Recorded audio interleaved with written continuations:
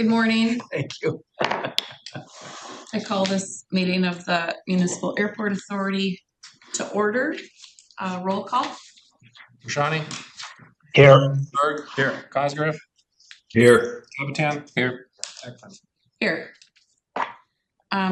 Before we start the meeting today, before we proceed, my role as chairwoman is to ensure the board is accountable to the community and adheres to ethical standards. As such, it's my responsibility to address a matter of conduct that affects the integrity and professionalism of this board. At multiple meetings, including the last two, board member Jim Capitan has used profane and disrespectful language, specifically including the F word during board proceedings. In addition, the member has done so while moving away from the board table, deliberately placing himself out of range of the recording device, despite knowing that our meetings are being recorded for public accountability. I've already addressed this behavior under Chapter 43 of Robert's Rules of Order, and I'm reiterating it now. This conduct is inappropriate, disruptive, and undermines the function and public trust of this board. Let me be clear, any further use of profane, lewd, or disrespectful language by board member Capitan during this or any future meeting will result in an immediate call for a formal motion of censure. This is not a matter of opinion, it's a matter of order and standards of conduct. We are here to serve the public and must conduct ourselves accordingly. I expect all board members to adhere to these standards as we proceed with today's meeting. Let the minutes reflect that board member Capitan's behavior has been addressed. Thank you. Motion to approve minutes. So moved. Second. Roll call. Rashani? Yes. Berg? Aye. Cosgrove? Aye. Capitan? Aye. Excellent. Aye. Now, do we have any questions about the consent agenda or a motion to move any items to the regular agenda? Motion to approve consent agenda is current. So we need to approve the order of the agenda. Okay. If there's no items that anybody would like to move from the consent agenda to the regular agenda, then is there a motion to approve the regular agenda? And Sean, was there anything that you felt? Yeah. Not the regular agenda. We should be fine. Anybody that you wanted to move? Okay. Yeah, I mean, I would say if there's anyone from out of town that we need their reports, that need to be moved up. That's on the regular agenda. Oh, okay. That's okay. Okay. Motion to approve? So moved. There was a motion on the floor to approve that consent agenda. Seconded. Rashani? Yes. Berg? Aye. Cosgrove? Aye. Aye. All right. Okay, is there a motion to approve the consent agenda? So moved. Second. Roll call. Rashani? Yes. Berg? Aye. Cosgrove? Aye. Capitan? Aye. Excellent. All right. Anna?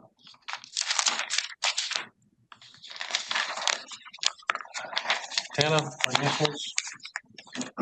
Yes, good morning. I am here. I'm just trying to share my screen for you all.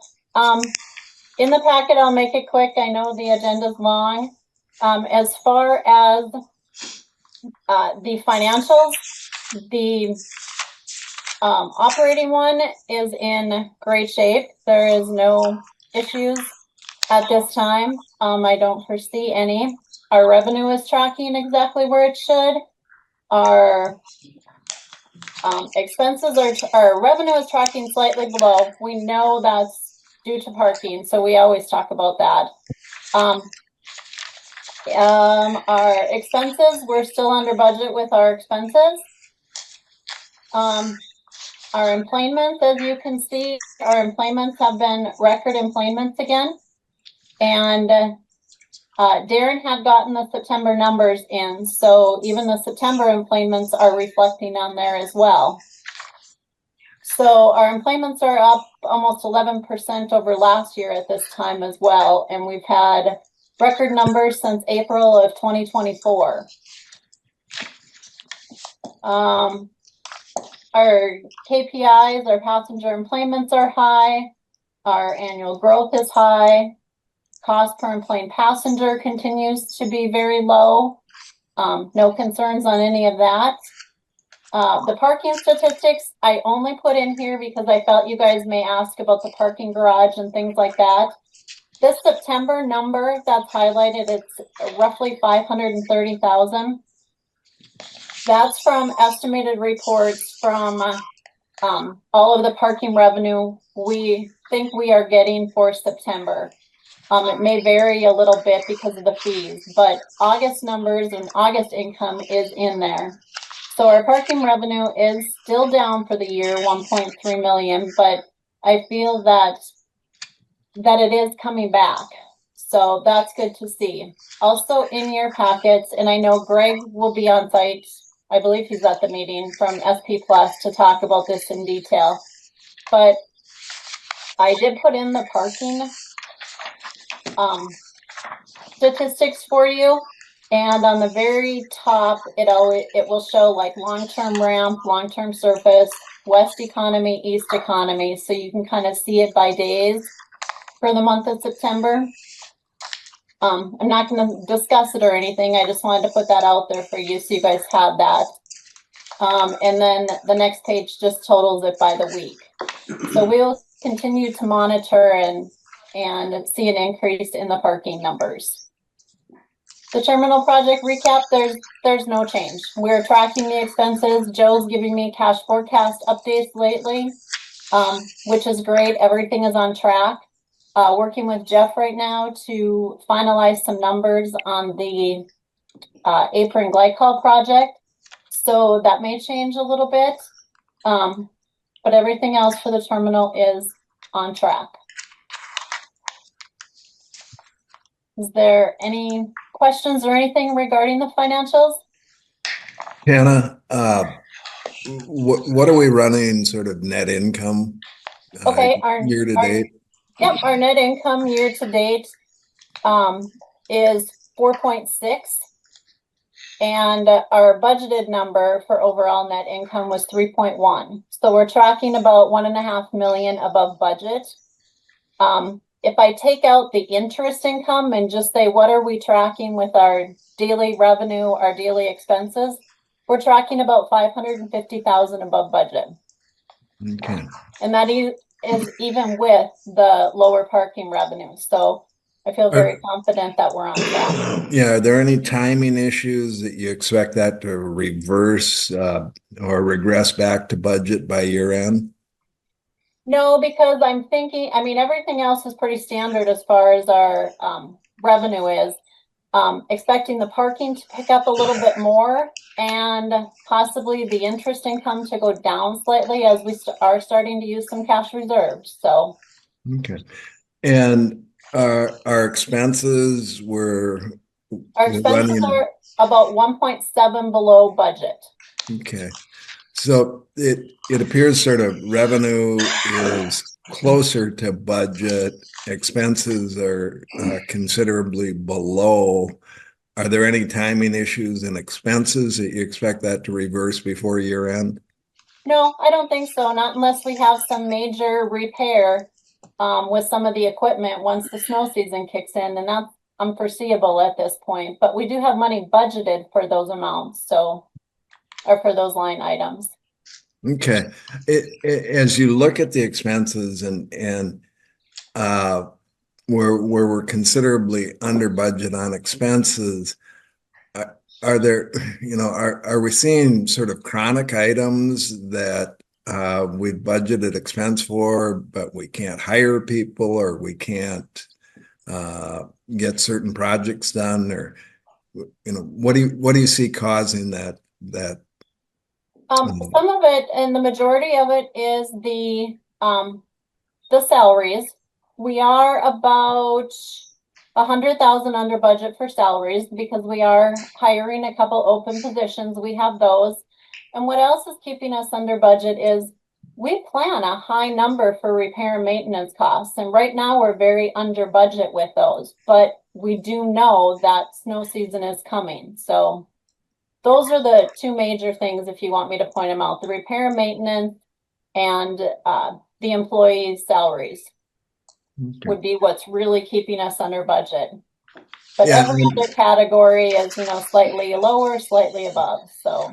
Yeah, I'm just trying to understand, Hannah, if we sort of consistently forecast expenses to be higher than we come in actual as you look at our history, and is there just some certain items that we aren't catching up to and we need to look at differently? No, I really don't think so. I mean, we budget high on fuel because we never know fuel prices. We budget Yeah. high on repair and maintenance because those are always hit or miss. Those are the unforeseeable ones. The Mhm. chemicals, I think we're on track pretty much with the chemicals. But everything else, I mean, employee salaries is tough. We figure we budget based on full staff. Would there be any advantage in some of those expense items to kind of set up a reserve account, do a baseline budget, have reserves to kind of absorb those fluctuations? Honestly, I haven't seen setting up like a reserve type in an operating account. Yeah, I've seen a reserve in a capital account, but not in a daily operating one. right. But you always have the option at the end of the year, if we do come in under budget. I mean, right now we're sitting 1.5 million ahead of budget. You do have that option at the end of the year to say, let's put that money in an operating savings account. So Mhm. that's kind of our rainy day fund for our operating account, and don't use that money for capital items. Yeah, Right now we are assuming it goes to capital. yeah, we're designating the surplus now already.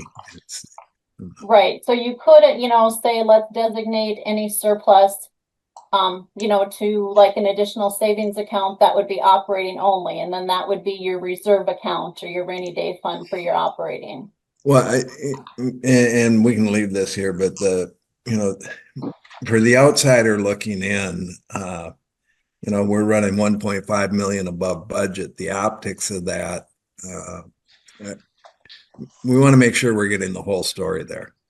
And I did rearrange the financials a little bit, and that is why I said we're 1.5 overall for net income, but I did take the interest income out of it and moved it under other income expenses, because technically you shouldn't be counting interest income as a daily operating number, because daily operating is the money your airport's bringing in and taking out. So if I move it below the operating income line, we're only 550,000 above budget, which I think is a very safe place to be. What's putting us at that 1.5 is the extra interest income. And like I said, that's due to change. Yeah. Well, consistently though, that's the way we've done it historically, correct? Correct. And that's why I moved it below, because I think we've always had this conversation, and moving it down under other income is truly where it should be. Yeah. Just so we note that when we look back historically. Correct. I mean, historically, the bottom line will include everything, but going forward now, the interest will be moved a little further down in the report. No. But when we get to year end, that net income figure is going to be tracking closer to the 1.5 than the 0.5. You are correct. Yep. So, all right. Thank you. Move to approve the financial report. Second. Any more discussion? Any more discussion? Okay, number 9. Got to vote. Johnny? Yes. Cosgrove. Aye. Aye. Aye. Number 9, receive update from TL Stroh Architects on parking ramp, Skyway, and South parking lot. Morning, everybody. Everything's going, we only have a few touch up items basically on the ramp. So the ramp is almost completely 100% done. The Skyway is going well. We're actually delivering steel this week on Thursday.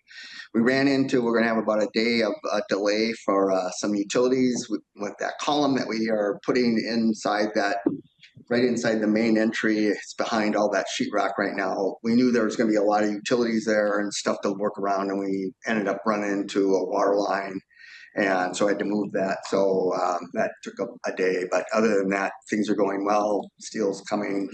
I was asked to look at putting the perforated panels in the rest of the facility. And so we got a price from McGuff on that for $1,079,859. Almost the same price. It's within like 30. I thought it was going to be less, but after I did the actual calculations, because we had to do that for air movement and stuff, it was literally like 30, 40 square feet different on the two sides. So it's almost exactly the same amount of material.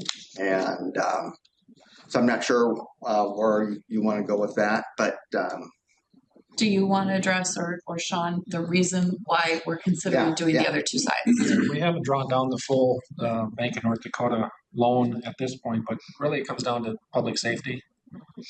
Ramps are known for places where people want to end life. So I think from a public safety standpoint, it would be in our best interest to finish screening of the south and the east side. It's strictly a public safety issue, so that we're not interested in dealing with some of that wants to jump. I would move for its approval. Is there a second?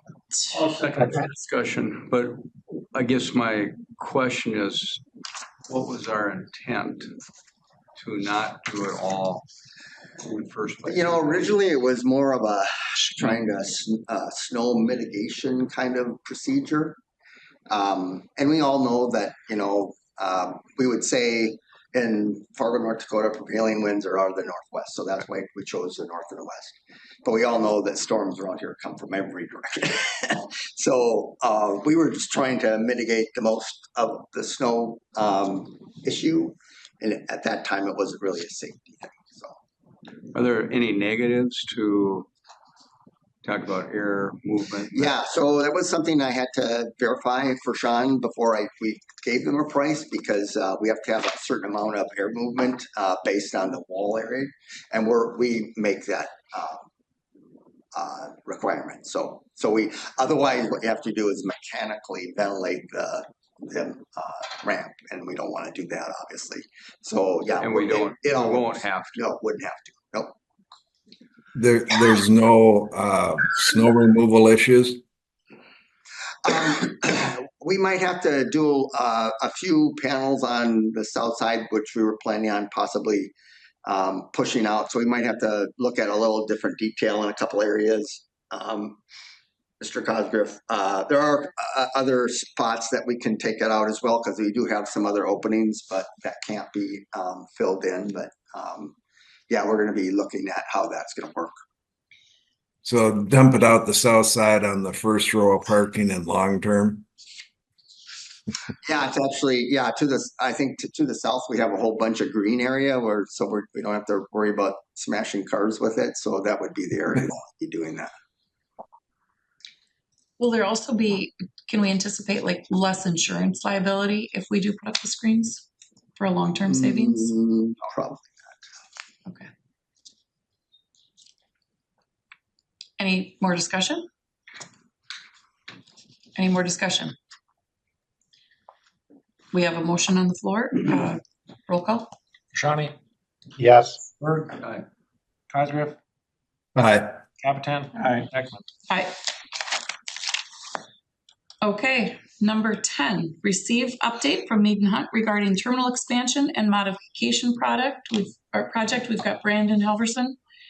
And then we've got a couple different topics to cover. Gina's here as well. Yes, good morning, everybody.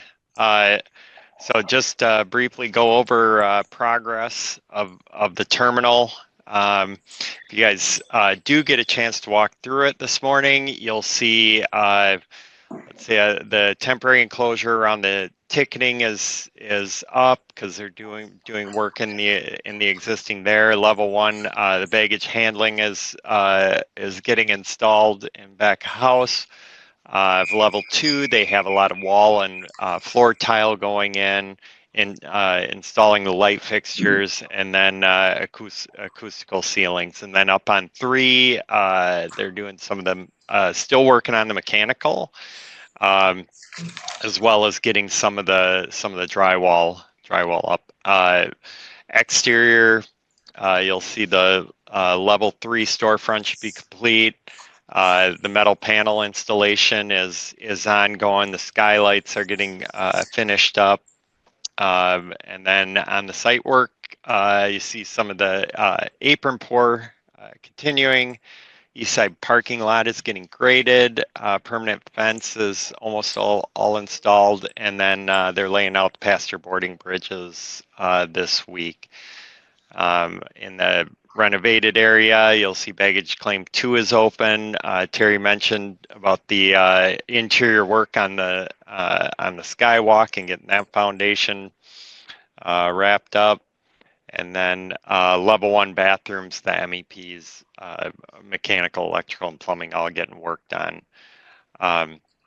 So that's the update on the terminal. Any questions on the construction progress? Budget, as Tana mentioned, budget is tracking. And then I guess that's really all I had for the terminal. And then we were going to jump into the Clear Channel locations, which I'll hand over to Thaddeus, but I know in your board packets, you have the information that he'll be going through today. So with that, I'll hand it over to Thaddeus. Wonder if we should. All right. Well, hey, good morning, everybody.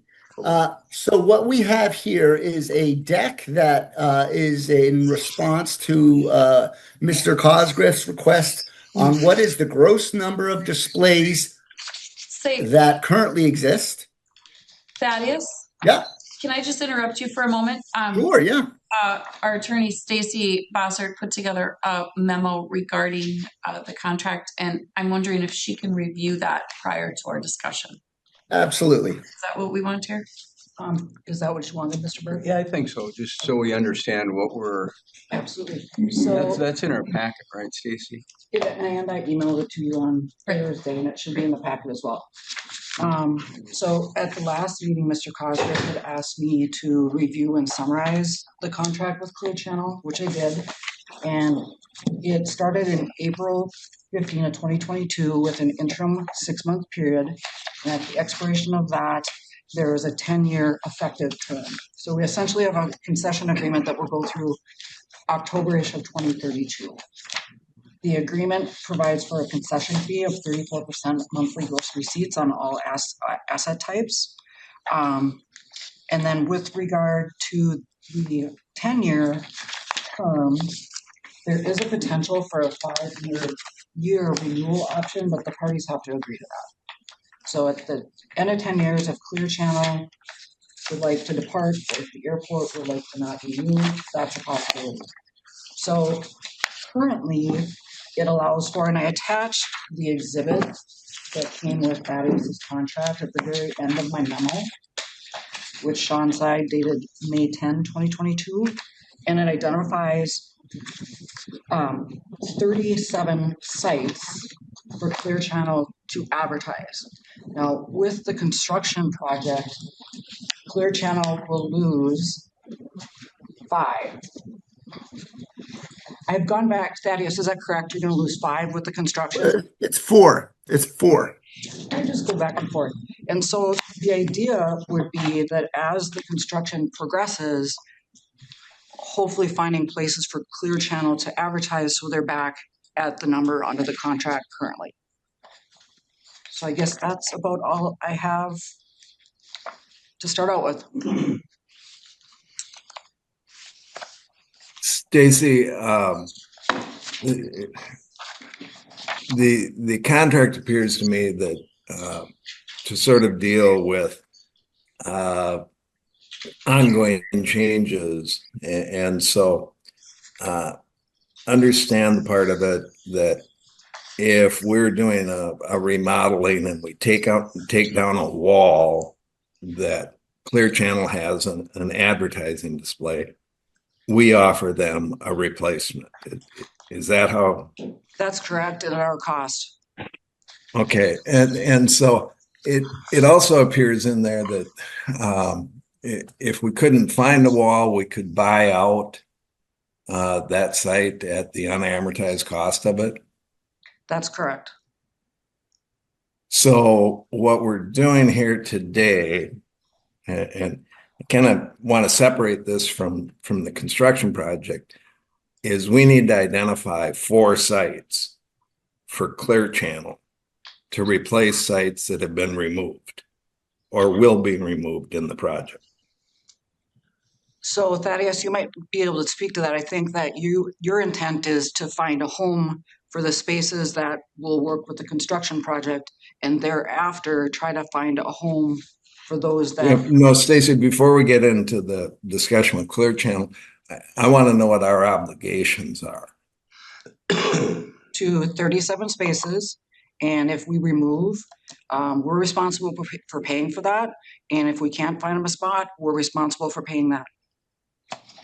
Okay, so today, to meet the strict terms of the contract, we can offer 4 new sites for advertising, and we're in compliance with our contract.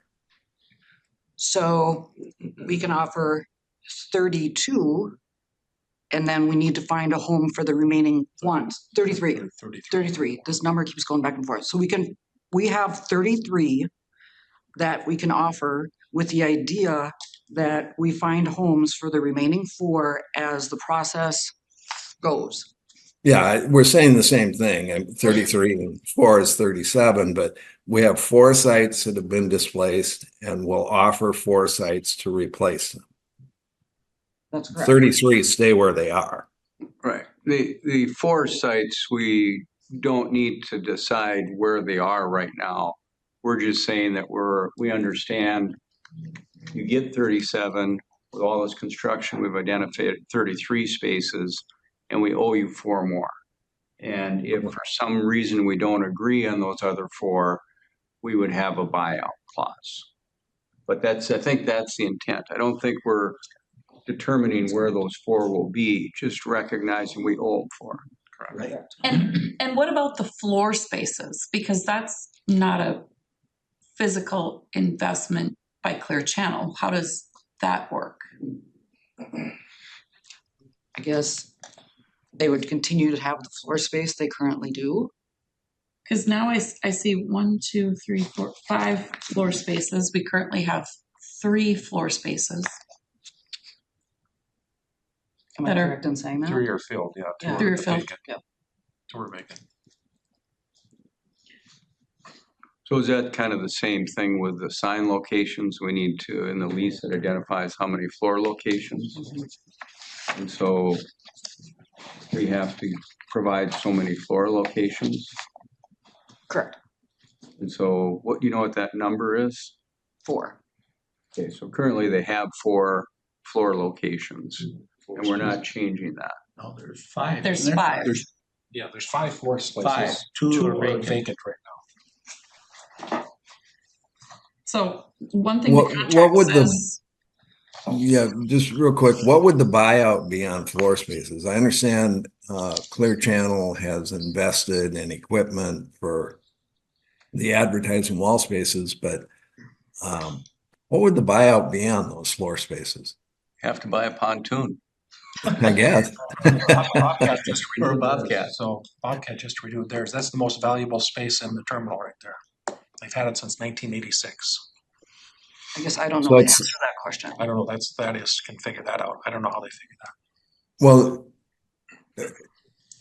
yeah, it certainly isn't generating the highest advertising revenue as the prime space, but that's another issue. But I understand the buyout when there's equipment purchased and anything, but I'm not sure what we'd be buying out on a floor space.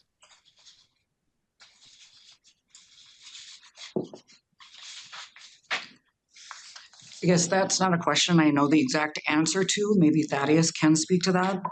Well, Stacy, you should speak to that as our attorney in advising us on what we need to do on the contracts. I guess I don't have those numbers in front of me as to what a buyout would be for floor space. Yeah, I mean, I'd assume it'd be the present value of the revenue that they're making. You know, we're not gonna have to pay any equipment, but if they're making $200 a month, it's whatever through their lease term. So under assigned spaces on the contract, it says, the concessionaire shall develop and maintain a comprehensive advertising program totally integrated and coordinated as to design, quality and content for the facility. And so clearly we've been going through a transformation and we have a design aesthetic and we want the airport to reflect the design and the high level of thought and coordination you've put into the spaces. Yep. Okay. Well, and with Mead and Hunt's help, we've identified and allowed for construction of additional spaces. We continue to work on our arts program, and I'm just wondering, given the relatively small amount of revenue that we're actually talking here, if it might not be better just to push this out, see what our final project looks like with the with the artworks in place, the wayfinding signs, and then identify those 4 areas for replacement. Yeah, I don't think we're picking those 4 areas now. So No. I think those 4 areas, when we have this whole thing come together, then we can determine where those 4 areas are. I think the issue right now is, correct me if I'm wrong, Stacy, but we have a lease in place. They have 37 spots. They've selected 33 spots, and they're looking for our approval of those 33 spots. And they have 5 floor locations, and we're not changing that. Correct. So really the decision we're making is the location of the 33 signs. Correct. That's what you're looking for here. Yes. Yeah, I just don't think we need to do that at this point. Because what we've got, the proposal from Thaddeus actually redistributes the signs throughout sort of the existing locations and all new locations. And I think we just get wrapped around the axle as we try to look at that. Is that to meet the terms of the contract, we've displaced 4 locations. We will offer 4 locations to Clear Channel to replace those 4, and we've met the terms of our contract. I think it would be helpful if we knew what the buyout was. If maybe there's not room for 4 more spaces, or maybe we don't want our design of the baggage claim area to be so strongly impacted by implements. I think it would be helpful if we knew the buyout cost, so that we could actually that would help in making the decision. Oh, absolutely. Absolutely. Well, that'll be something I would need to work with Thaddeus on to make that determination, and I will certainly do so. And Stacy, what's our how does the contract address disagreements? Because in the materials that Clear Channel has provided to us now, we seem to be headed towards a dispute over a sponsorship, and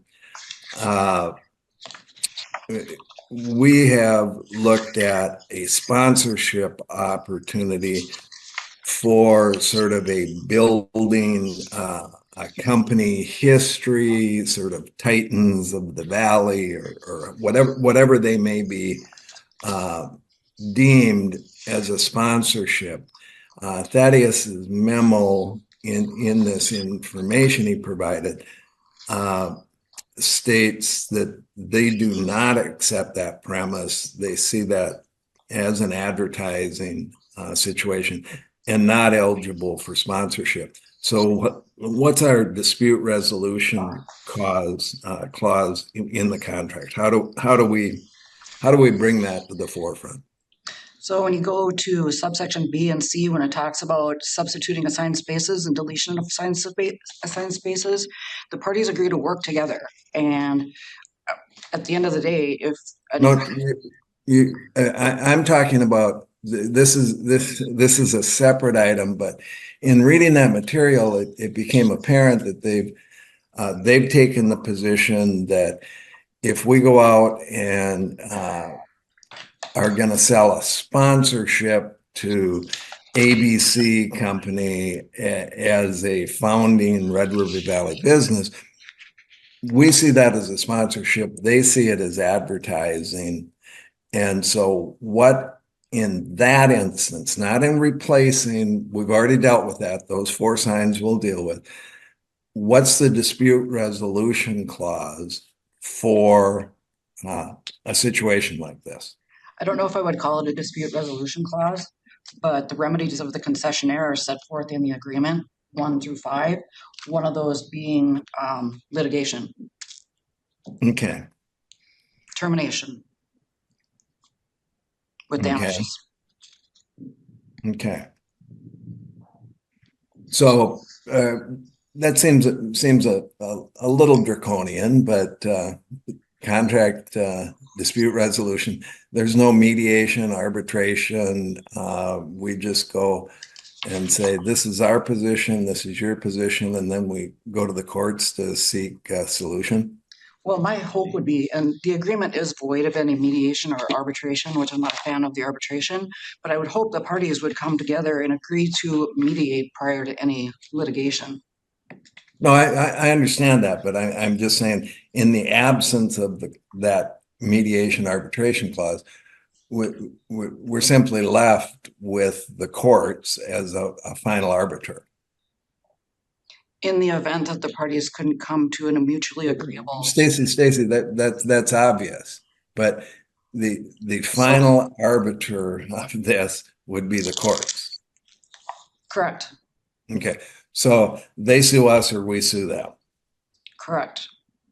Okay, that's not a very good way to run a contract, but now I understand. I appreciate it. Thank you. Well, and I think the challenge with these sponsorships, we've talked about them for a long time, and there's certainly some benefit that someone gets by sponsoring that could be construed advertising.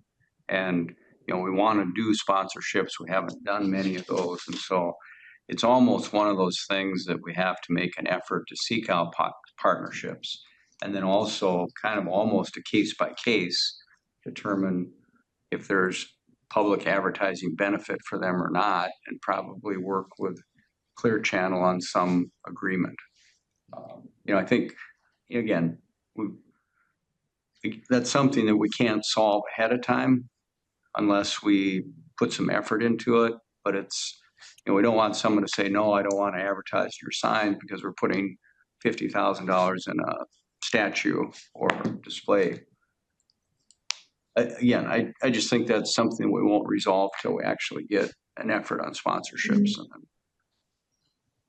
And back to the placement of the signs, when there's concern about wayfinding and directional signs and potentially blocking the visibility of that wayfinding, would it be appropriate to wait for the wayfinding signs to be up so we could actually see the space before we approve signs that are going right in our concourse area?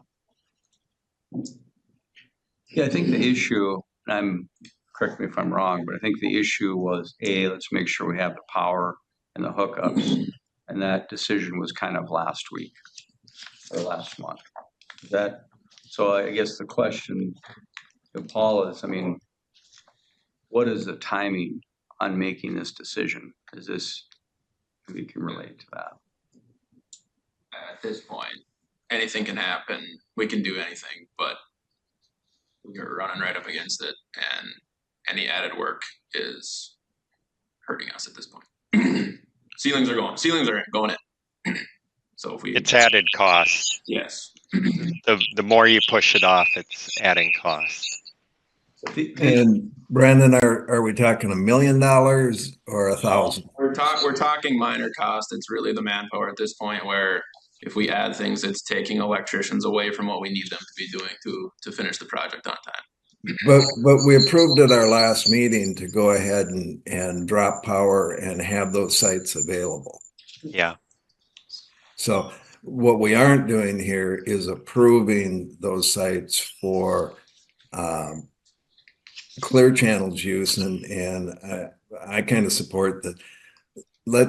We don't have our arts anywhere near our arts committee, what we're going to be doing. We haven't really finalized wayfinding. We've got some things there and consistency, and we're only talking 4 spots and a minor amount of revenue by the time you boil down what 50,000-60,000 a year. I'm in favor of just let's do the advertising at the end rather than in the front end here, when we put things in place that overall just looks cluttered or junky or whatever else. I think we can wait and see what it looks like. That will adversely affect the revenue from the advertising program. We're making about, 4 signs. well, I would say like my concern is the signs that hang down in the concourse that have the potential to block wayfinding, and that is 5 signs. So 2 of the signs on the west side are already in place and will not be touched. This is just the 3 digital displays would relocate from the gates, I think 2 and 4 over to the east side. And then there's Well, all and I think, displays. and Thaddeus, I'd ask you to let us have this discussion first, but I would counter that we have to offer you 4 replacement sites, comparable. And that can be wherever we identify those 4 sites, so. Is there another example of electronic digital signs being placed between wayfinding signs and other concourses and other airports? Is this a discussion you guys are having, or may I provide feedback? We've got I'd like lots to of hear airports. from Stacy and Brandon first. I have not seen signage from comparable airports, no. But again, from my perspective, the issue here is, I want to be clear, from a construction standpoint, we've approved these locations. So power, everything's going in. Yep. So really the only decision we have right now is, are we approving Clear Channel to use those locations? And so my question is, what additional information do we need so everyone feels comfortable with that look? What else? I mean, and maybe that's to you, John. What to make that decision? You mentioned getting the rest of the wayfinding and those types of things in, or I guess that's my question. What else do we need so we can make that decision? Yeah, and again, I think we need to move on this. We don't, we're still struggling with sponsorships. We're still struggling with what the arts and amenities are going to look like. I'm not sure the status on wayfinding. My preference would be, we've spent a lot on design and structure and sight lines, and kind of the last piece here is we need to identify 4 sites for Clear Channel. No, I think that's not the issue for now. That's That would be at some Yeah. point in the future, we need to do that. So I think the first step is, again, how do we make a decision on this? What else do we need? Well, Rick, I think we've made the decision. We've put in the sites, you know, they're gonna be available. And we have to offer Clear Channel 4 sites. And that, I don't know that we need to do anything right now. We aren't gonna incur additional costs by having to come back and reroute electric or whatever else. Everything's in place. We just have to decide what 4 sites do we offer Clear Channel. John, And I would prefer, yeah. John, actually, it's not, it's really, the discussion today really is, they're asking to review and approve the Clear Channel locations that are identified, the 33. So the additional 4 sites are really not, do not need to be addressed today. What Clear Channel is asking for is that we approve all the locations identified on the 2 maps. And so that would be first floor and second floor. And we've got a lot of Clear Channel locations throughout the airport. Yeah. And back to, you know, we're not sure what the Skyway is going to look like. Do we want to surround it with static signs, or we're not sure how it's going to impact our wayfinding in our beautiful sightline that's going to be gate 1 to 9. Sure. So I think that really the decision today is, do we approve the Clear Channel's requested locations, which in my opinion are certainly prime locations. I don't know that they enhance the design aesthetic or the customer experience to have, you know, flashing signs in between wayfinding signs when people are looking for the virtual reality room or the restroom. In my opinion. No, I agree, Paula. And again, Stacy, again, going back to the contract here, we've displaced 4 signs. We need to offer them 4 sign locations. Is that correct? Correct, but not today, in the future. No, okay. So buy out the contract for those signs. So instead of redoing this whole thing, we've already identified the 37 sites in our contract. Correct. So we amend our contract and say, here are the 4 sites we're offering you to replace the 4 we've displaced. John, we don't even need to talk about the 4 sites right now. Like, just, right. They just want to approve, they want approval on the 33 that they've identified that are on the first and second floor maps. There's 3 maps. Yeah, and we don't have to do anything. We don't have to do anything with that because they're currently under contract.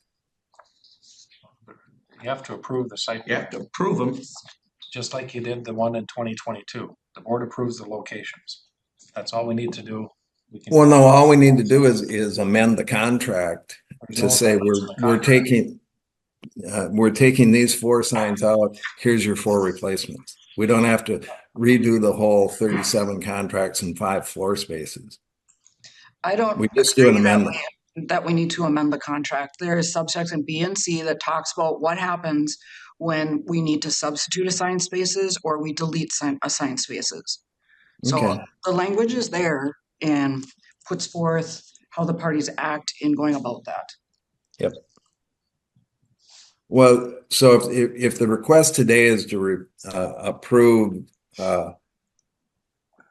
Clear Channel's request for here's the 37 sign locations and 5 floor locations, I would say we deny that today and we come back and we comply with our contract and do just what you said there, Stacy. So the question I have, Madam Chairman, is it seems like the issue is not so much the locations, but will this interfere with the other signage that comes in, another art? So how do we gather that information so we feel comfortable? We did this a year ago. Gina. Yeah. Wait a minute. Yeah, so I mean, that's kind of the question, right?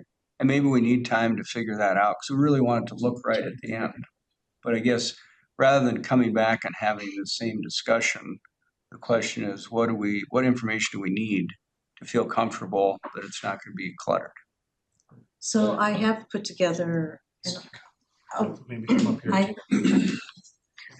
we have put together a map that shows the locations for the advertising, for FIDS, and for the art, and coordinated all of those. We've also, on that map, we aren't showing signage, but we coordinated with the signage with the packet that Raleigh has done.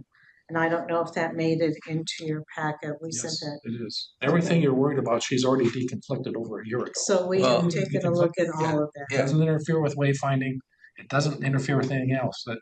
They've already done that. Well, the issue is, She's the one that's in charge of doing it. That's what we're paying her for. You're worried about things that you don't have to worry about. It's already been deconflicted.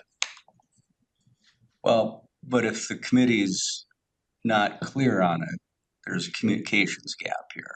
So I think it's just, we need to, Which committee? well, our board, A board, not a committee. well, Can we table the approving the requested Clear Channel locations as we gather more information about the art? yeah, I think reviewing that's probably fine. Okay. If we've done all the work already, it's just reviewing it to make sure. And I have put the map in your packet. What other information would be helpful for you In to your packet. visualize it with your? Right. Well, We have a layout floor plan that was, I think, in October of 24, and then again in recent months we had gone through an overall layout of the advertising, the FIDS, and then potential art displays. And right now, the Arts and Amenities Committee is going through and looking at those locations that we've established, but then also looking for other locations. And as much like you had mentioned, Chair Cosgriff, it does make sense to also populate the areas, populate the new addition, and see how it operates, see the traffic flow, and other opportunities I think will become more prevalent as you see how the airport is used. That's what's in this one here. Everything's been deconflicted. well, Everything's been planned. the other piece of information I would like is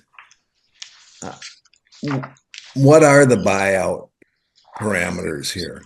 I mean, if we just simply say there's 37 sites under the contract, we've removed 4. Here's your buyout, Clear Channel. We've met the terms of the contract.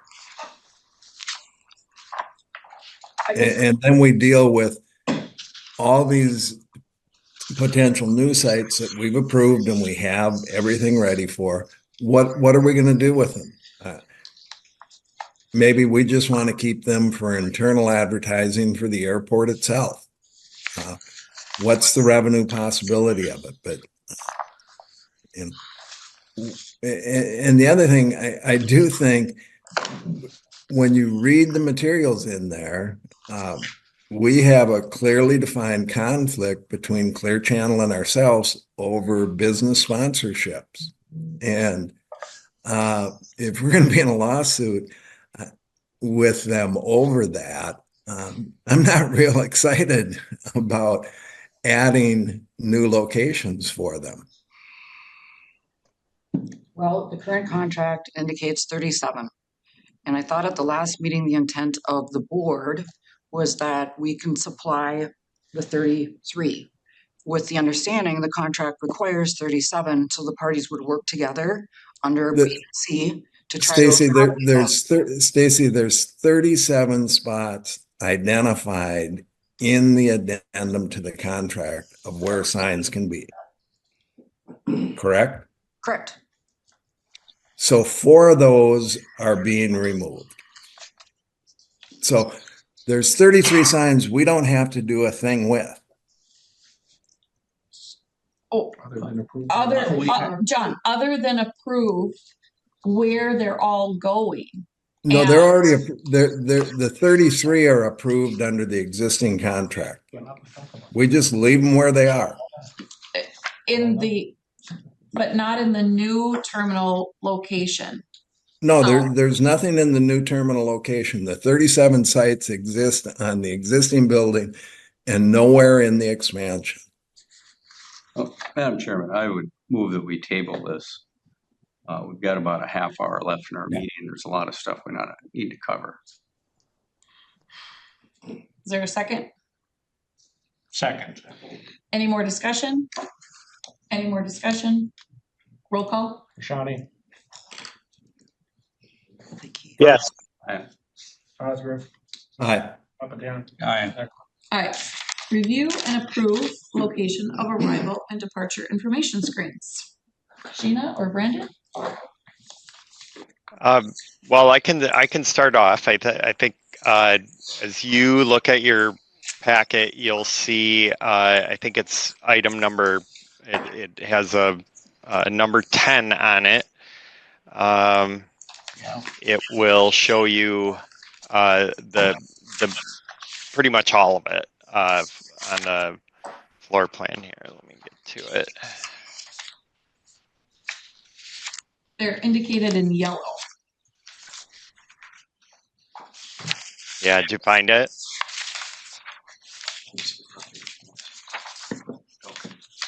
It's let's see here. Yeah, so probably by page 92, kind of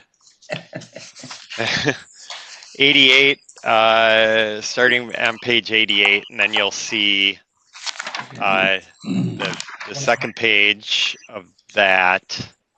Say, Brandon, do you have I can share my screen. Yeah, I can share my screen here. There we go. So yeah, this should look familiar. So here's the big heading in your packet, kind of the indicator, and then the next page, first floor, in areas A and B shows just pretty much everything in there. So your clear channel floor, clear channel, and then your FIDS is the yellow. What's a FID? Flight information display. So that identifies, lists your arrivals and departures. And then the BIDS is your baggage information display.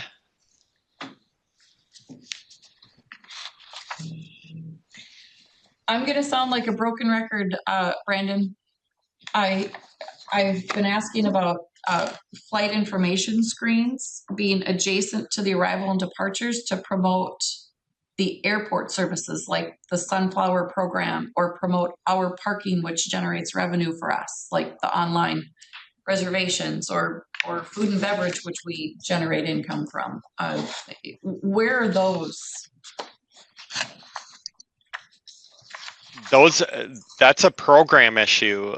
You can add those onto these flight information displays to rotate, do whatever you want, but that's going to be once they set these up and program them, you'll have the opportunity to do that.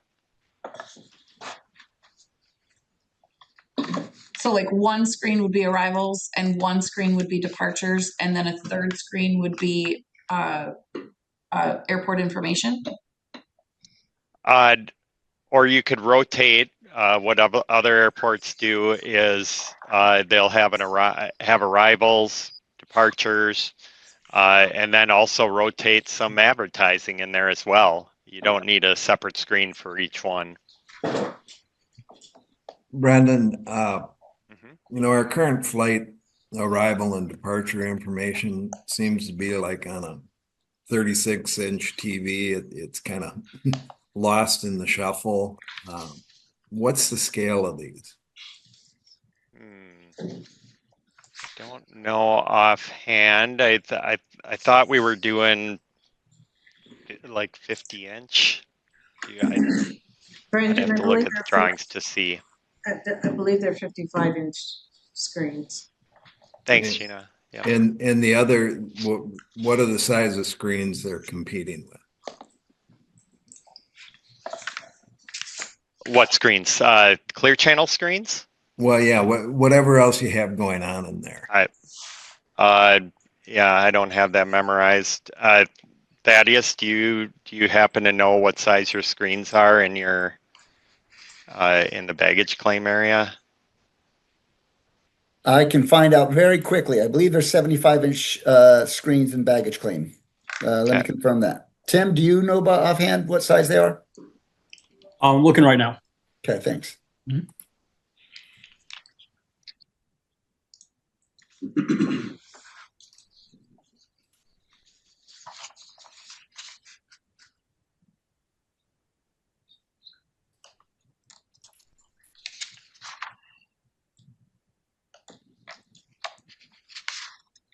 So while he's looking for that, Is there one in the restaurant?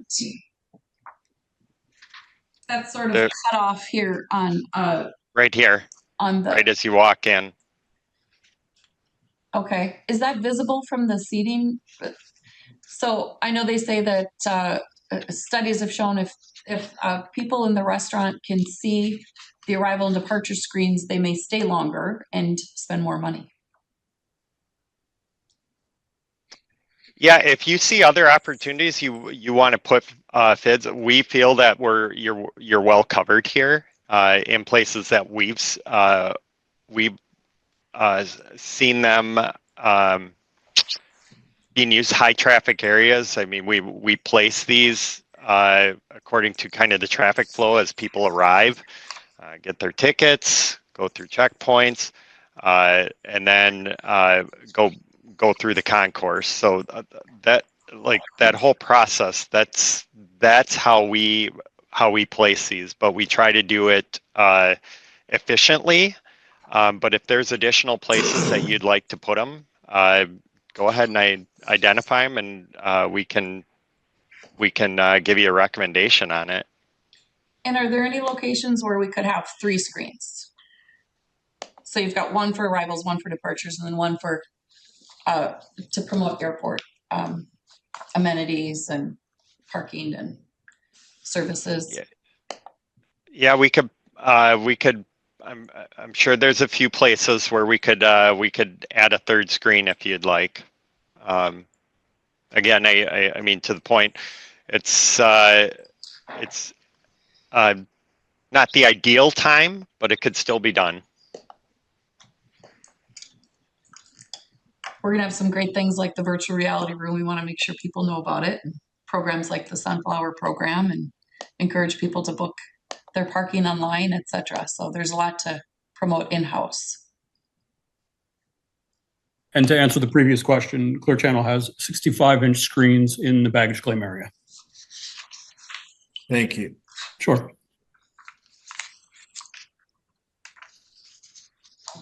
Okay, are we ready to receive and approve the Immersive Reality USA proposal? Is there any more discussion on arrival and departure screens?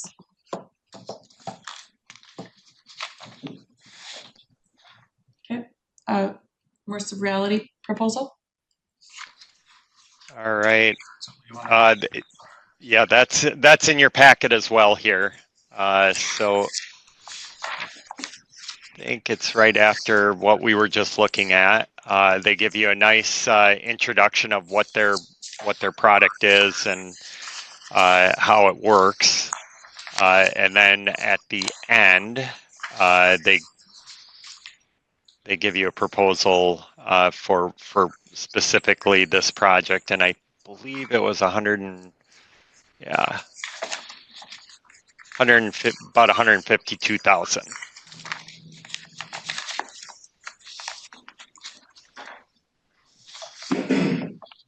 That's page, I think, 125 in your board packet. So what is it?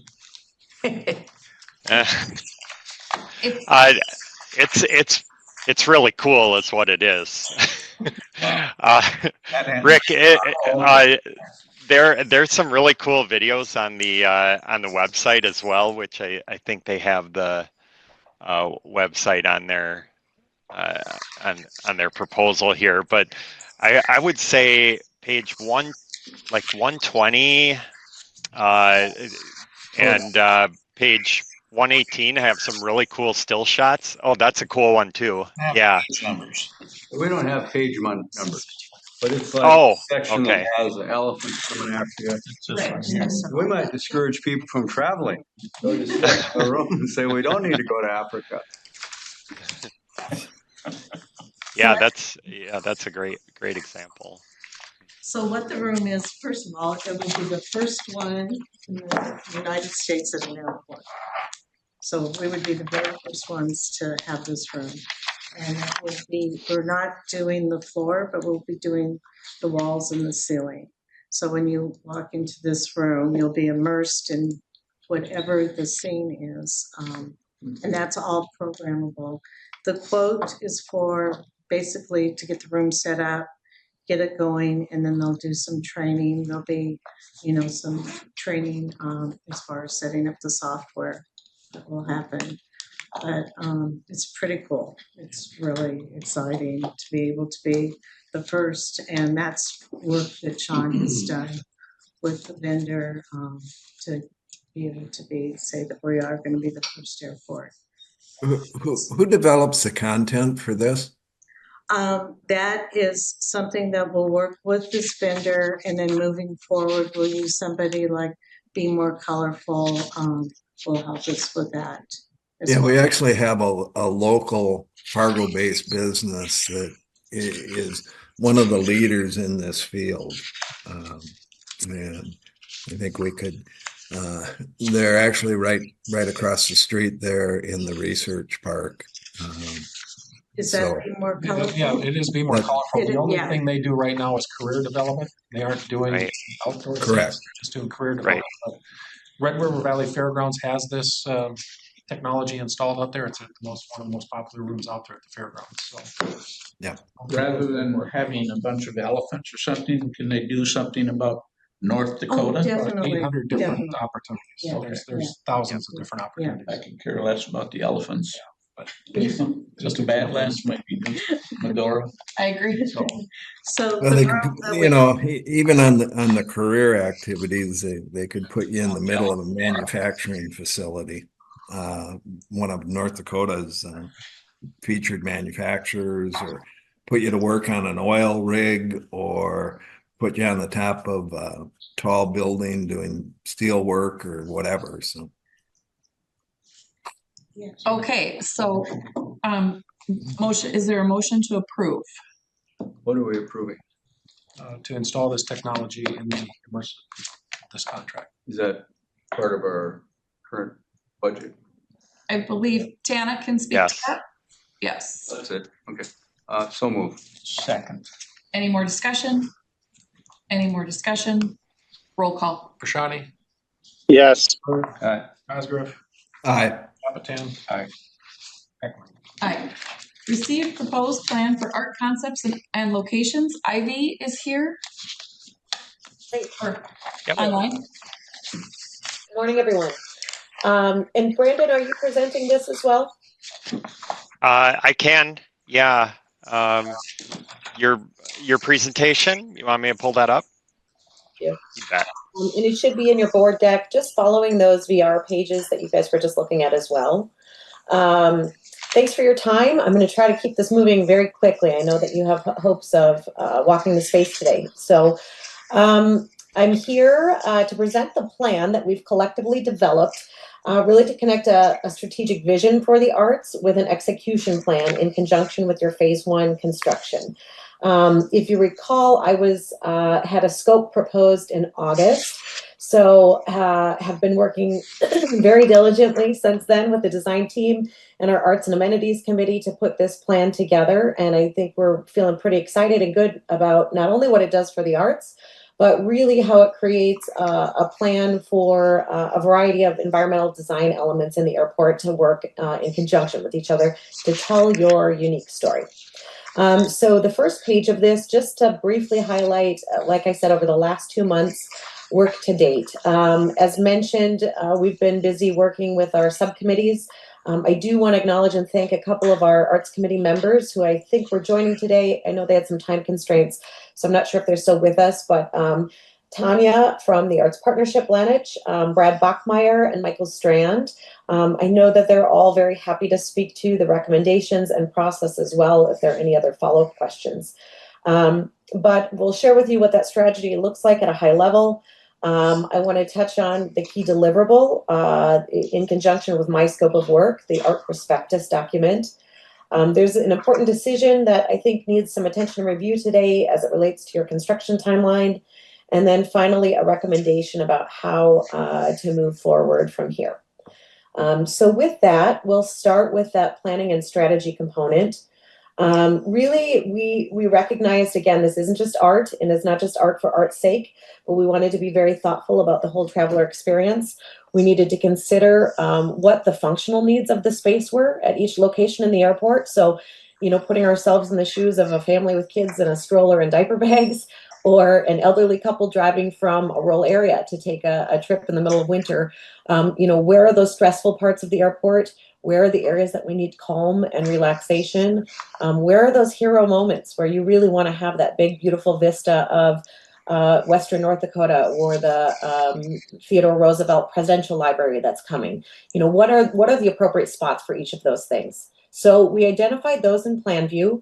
Most of them that you're seeing here are art locations, but we've also highlighted a couple opportunities for other display elements that you may wish to consider as you move forward, really building on some of the asks that had been made earlier in the project and existing elements. So things like, aviation history, and working with your local aviation museum, thinking about how today you honor your veterans, as well as your some of the historical elements that you have in your baggage claim. So trying to give those a thoughtful home and a design approach that feels fluid. You know, to the traveler, it's really not important whether something is deemed art or advertising or sponsorship, you know, in plan view. We just want these to make sense to them within the context of the design environment as they're walking through the space. So we've thought about your story. We've assigned specific themes to different locations. We've given them a high-level theme that can be used both to guide artists as they create artwork or entice sponsors for those locations. And then Raleigh, Brandon, and Gina have also been working on fine-tuning what the supportive design elements could look like from a signage standpoint and materiality perspective as well. So some of that is yet to come, I believe. They're still working through the details of that. That will likely be coming. I'll let Brandon confirm schedule, but in November or December with some of that. But we're really building a very collaborative, cohesive plan. So the next slide in here then touches on how we hope to execute on that, which is the Art Prospectus document. Again, this is really the core deliverable from my contract. And so once we took a look at each of those locations, we really built out a deck, and an example of a slide is on the right that builds on what your sponsorship committee is already doing. So similar structure, we're including images of what those walls and locations look like. We're calling them out in plan view. We've addressed the predominant theme, and then some of the details about what the traveler experience looks like in that area, what the specs on the locations are, what a recommended budget or sponsorship level would be. So I realize and recognize that, again, this sort of relates back to your conversation about determining how to move forward with sponsorships. I feel that the art is probably a more straightforward and differentiated approach from advertising, where we're really saying, here is this welcoming spot, for instance, on the second floor, where we're hoping families are gathering to greet their loved ones as they return, or kind of a last major moment as people exit the gated area. We want to really express the spirit of hospitality of your region. What is that What is that local flavor that you want to impart here, that sense of welcoming to guests?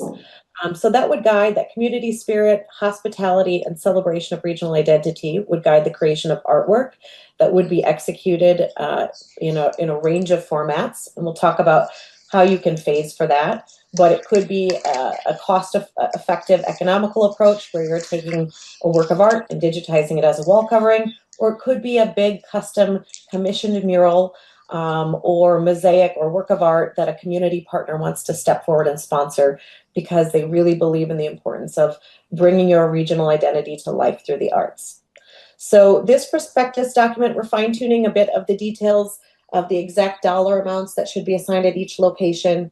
And again, the exact details of size and materiality in conjunction with the design team and the sponsorship committees.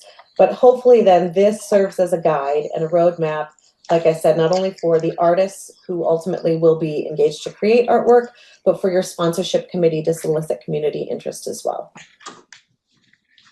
So that's just one slide, high level. And again, you'll receive that final document once we've confirmed those details also. Any question about the prospectus portion of it? Okay, great. This element I've elevated as a key decision.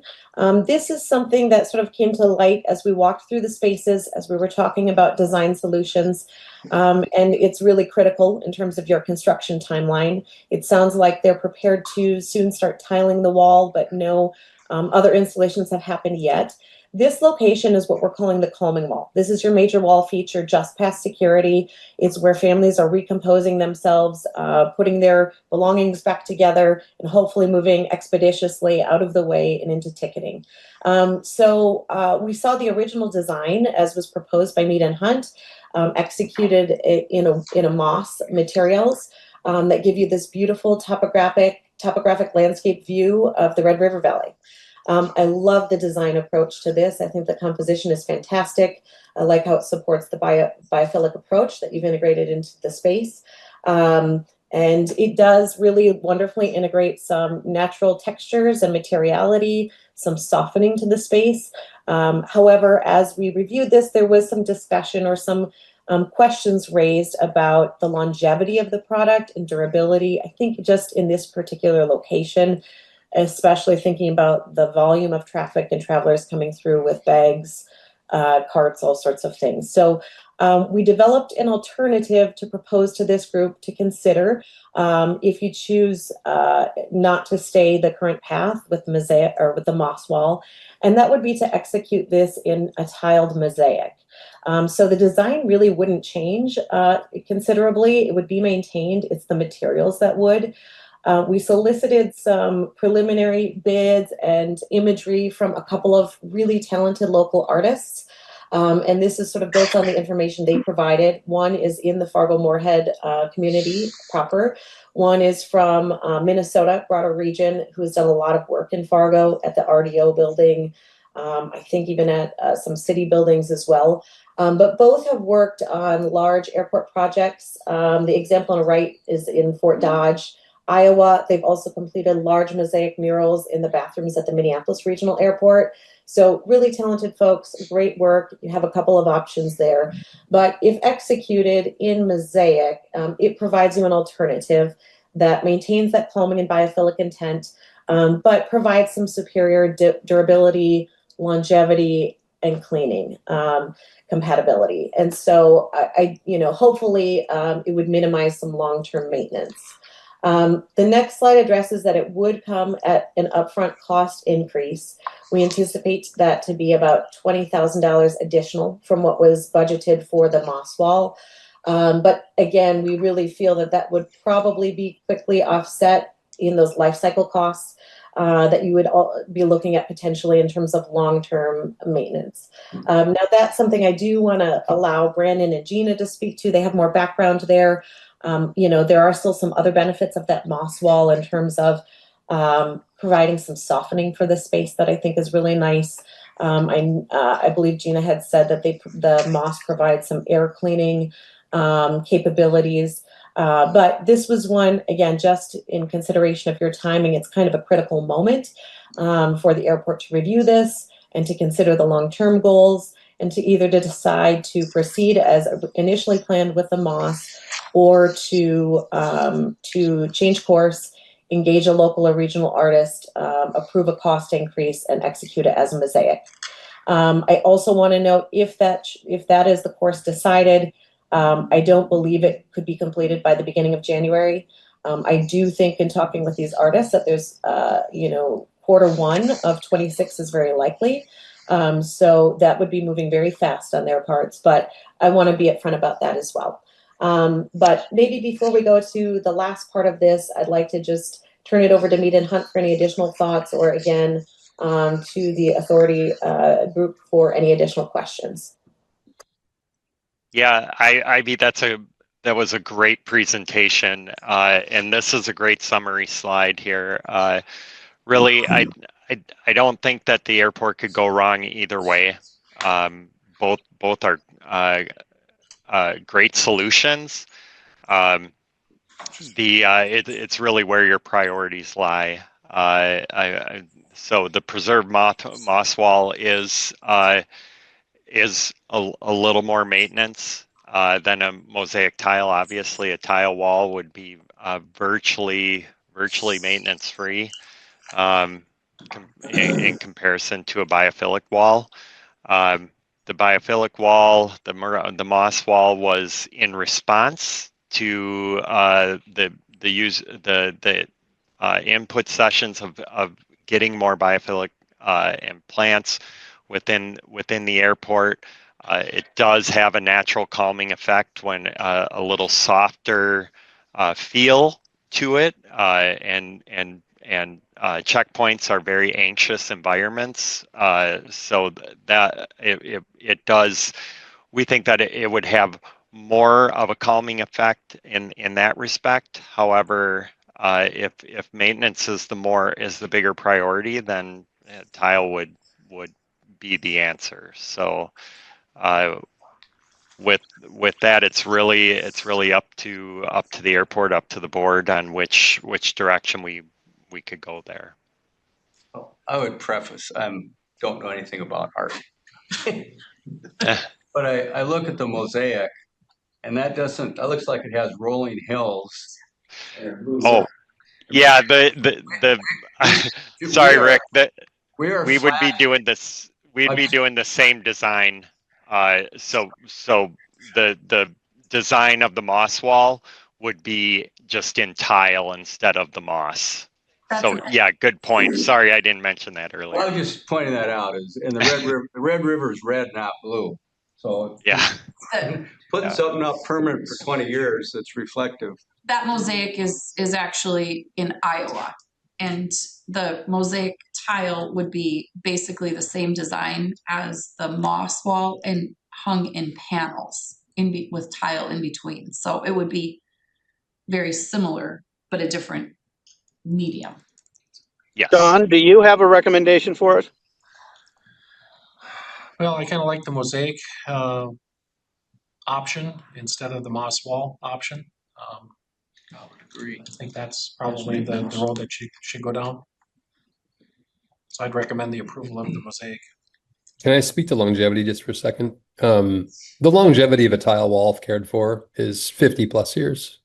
It's really 1,000 years, but you know, there's going to be construction and renovation, but the material doesn't fade, go away, change. It's just a premium material to use for longevity. Just wanted to, as a ceramic person, so is Brad, we know that's where the shards come from. They're 2,000 years old, they're ceramics. So I would chime in that we're incredibly fortunate. The three artists that they're currently, getting bids from are all national quality artists that happen to be here and happen to do mosaic. So you can't go wrong. It's like that piece that goes up is going to be excellent. Minneapolis wouldn't have it. They wouldn't be around the country coming out of this area if they weren't, national class kind of stuff. So we're pretty fortunate to have the people that we have that would be working on it.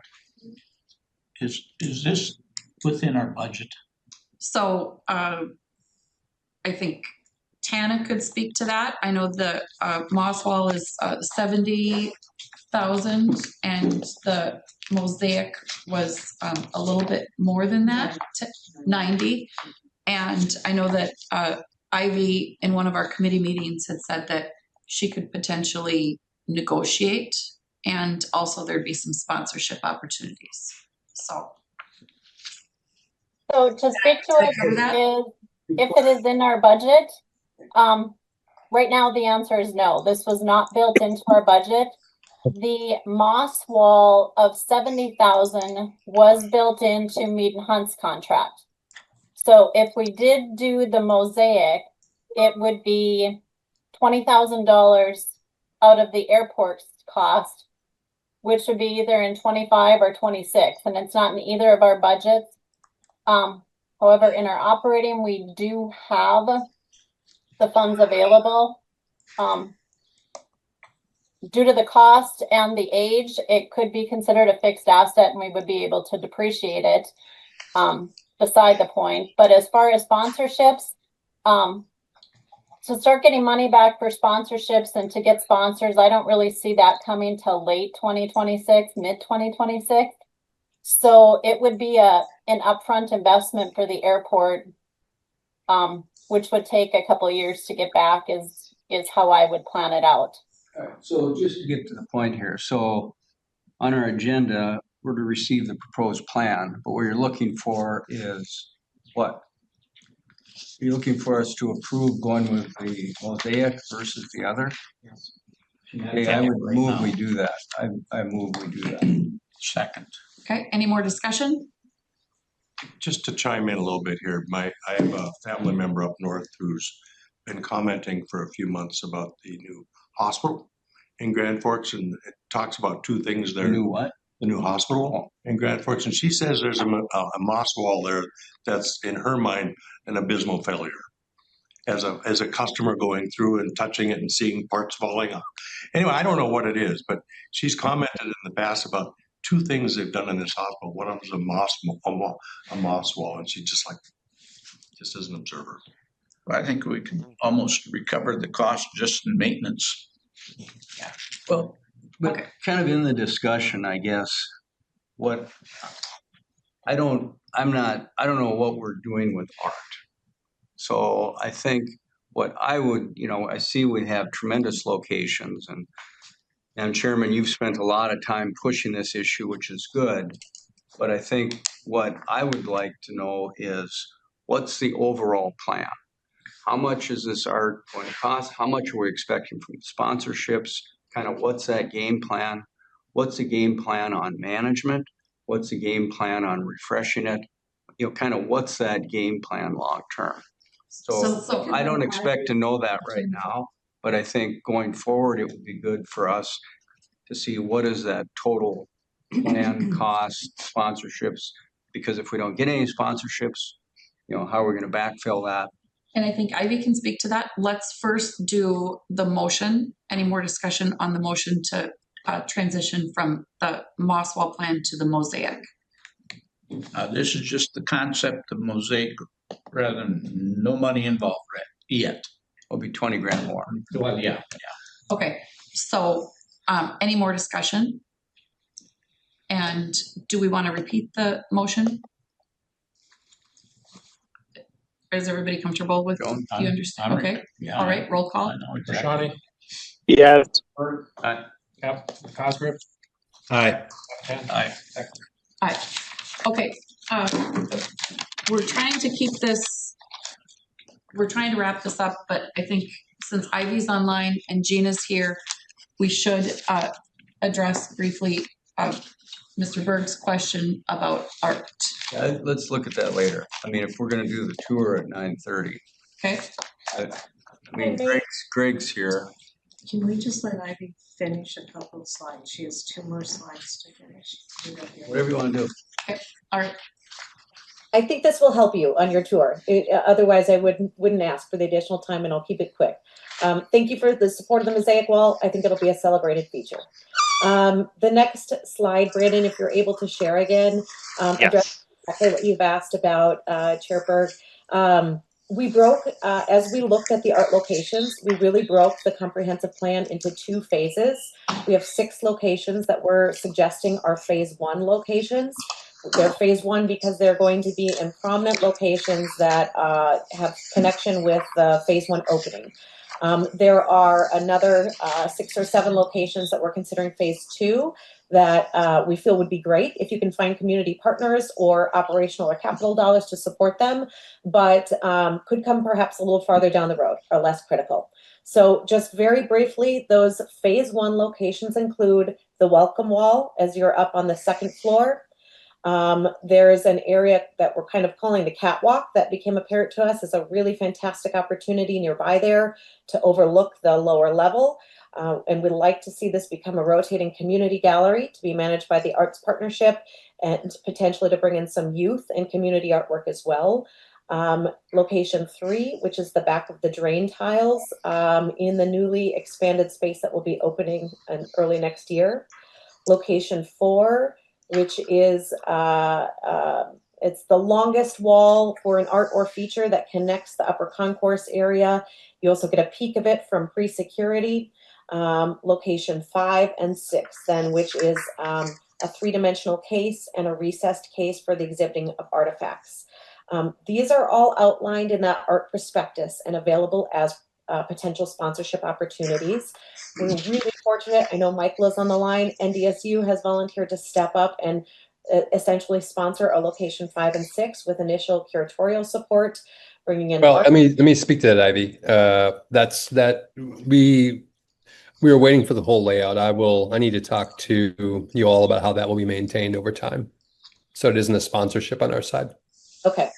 And thank you though for your guidance and support there, or willingness to help fill those spaces. We'll work through the details of that. But these locations are, I would say, part of what you would ideally want to have a completed experience when or shortly after opening the new space. Currently, there are not any dollars allocated for essentially the completion or finishing of these. So if you proceed on the current path, these would be empty locations. With that in mind, I would recommend to this group to consider, at least to complete this or keep this phase one moving, an allocation of $100,000, which is not going to get you mosaic and top tier art in all of these spots, but it is enough dollars at each of these locations to complete them in conjunction with the local arts partners and community to have reproduced large format artwork, beautiful paintings printed at least on graphics, things that could stay up for day one until an unknown period of time, potentially long term, but ideally to be updated in the future as additional sponsors come forward. There would be, again, a need or a goal down the road to target phase two allocations for some big walls near baggage claim, other additional art opportunities that we can continue to outline in conjunction with the work Mead and Hunt is doing to outline costs for some of the history and sponsorship opportunities. But those will need a little bit of additional time to refine.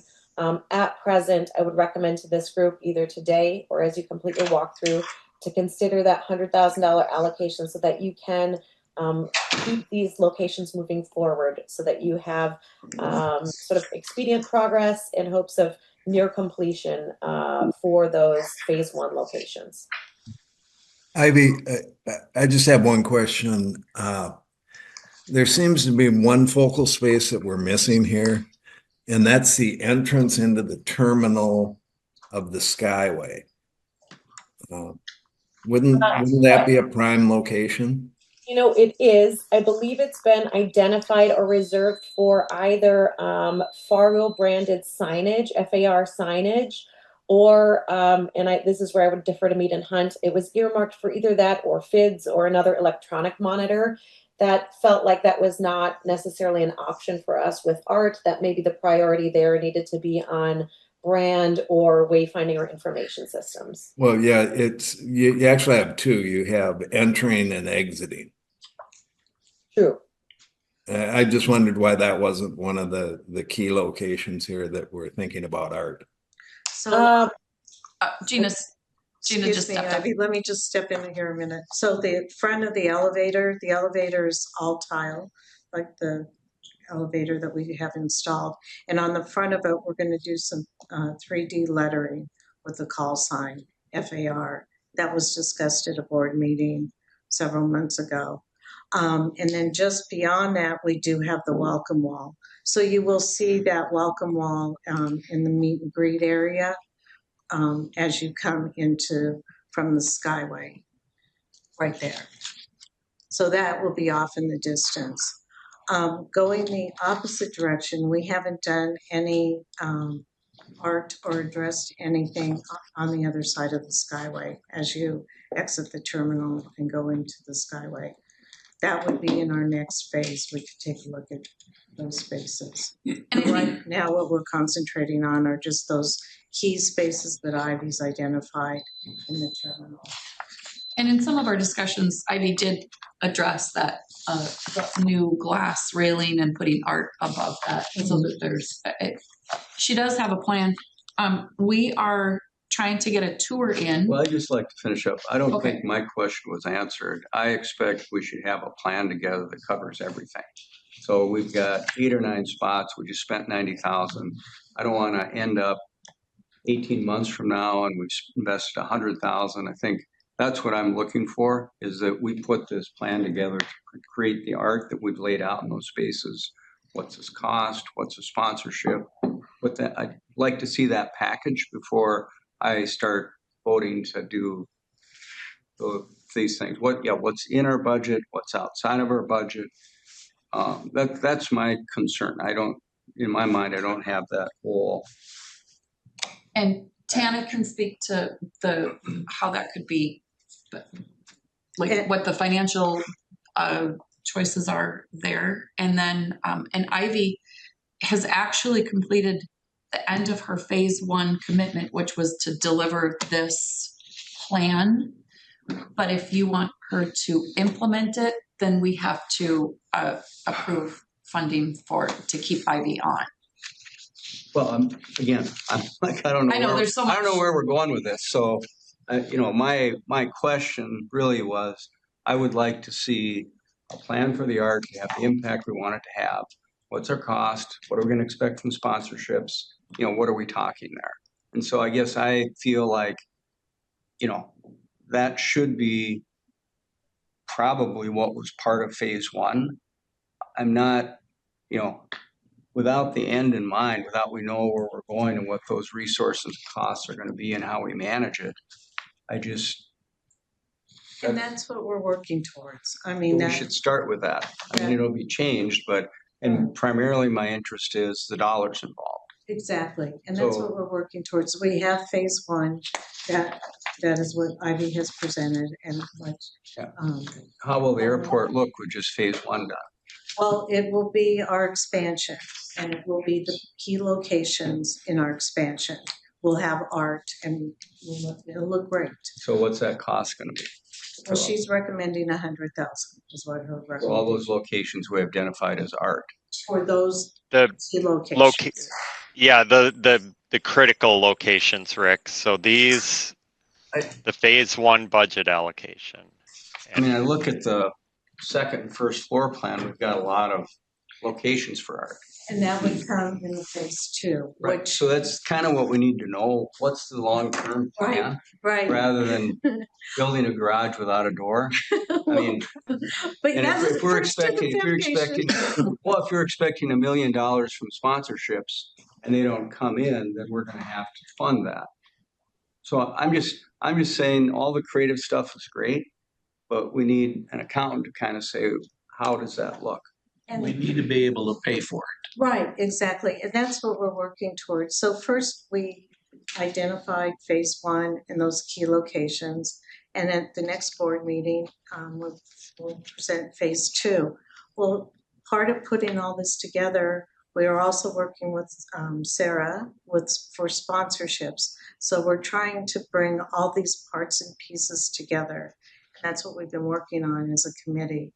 It's not a final project yet. We don't have our final blueprint, but we hope to present that to you in November. But right now, Ivy's portion was phase 1, and what she's recommending, we would love to keep her on. So y'all need to approve that. And then what she's recommending is $100,000 for phase 1. So we unfortunately don't have it all together, but we do have the first phase together. Did that answer your question? Well, Tana, is there room in the budget for $100,000 expenditure towards phase 2 That's phase one. or phase 1?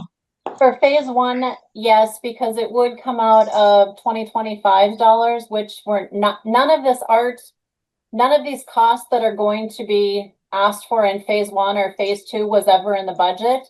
I think it was all our understanding that it was all in Mead and Hunt's budgets in the GMP, and that has turned out not to be the case. Therefore, that's why nothing is even in the 2026 budget. However, we do have some leeway in the operating account to fund the phase 1 at this point. And I have worked with and talked with Ivy last week, and I can get you a cash forecast of the phase 1, the phase 2 cost, when the sponsorship money will come in, because it will be phase 1, phase 2 through 2026 will be approximately, high number right now, 750,000 out of airport costs that won't have sponsorships until probably 2027. But I can kind of get you a plan that lays it all out and shows that for you. well, again, that's kind of what I'd like to know before we continue on. What is the big picture and how are because that's really the decision. So under recommended next steps, a bullet point 2, approve initial funding for continuation of phase 1, which would be $100,000. Is there a motion to do that so that we can keep moving forward?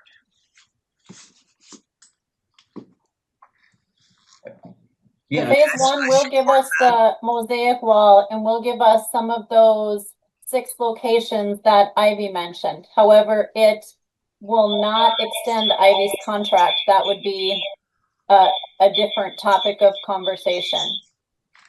Tana, would that be bullet point number 2? Approve initial funding for continuation of phase 1? That 100,000 would be, yes. We approved the first one, the mosaic. We have that motion. Yep, So that was that's approved. done. That was 20,000. Okay, so the 100,000 would be for the phase 1 for those 6 locations, like she mentioned, with the mural, the back of the drain tiles, the rotating gallery, the recess cases. That would be enough. That could be accomplished in early 2026, that when people did enter the terminal, there would be something for them to see. It would look partially finished. And then phase 2 would come in 2026, and we can kind of lay that timeline out for you. And that's where the bigger investment would come in along with the sponsorships. And I just want to acknowledge, I hear you, Chair Berg, on wanting that big number. You know, in an ideal scenario, we would have it all vetted up front. The reason that we're pushing and recommending this phase 1 approval now is due to the current timing and not wanting you to have, empty space in this airport as you bring, your grand unveiling. We're trying to create momentum in an economical and thoughtful way that you can continue to build on and, elevate from there. But this would allow things to continue moving forward for a really cohesive experience in early 26. Tana, we have the $100,000 at this point. We do, because some of it would be spent in 25 and early 26. So this would split that action into 100,000 today, and then as we go into 26, the big number offset by sponsorships and everything else. It would be about 120,000 today, 20 for the mosaic, and then 100 Right. for this phase 1. And that cost would be end of 25, early 26, and then would come that phase 2 with the bigger hit. That would be upfront. Because I just don't feel that we're truly going to get some good sponsorship dollars in and have sponsorships secured with consistent money and consistent revenue till 2027. Right. Madam Chair, I'd make the motion to approve the initial funding for continuation of phase 1. Is there a second?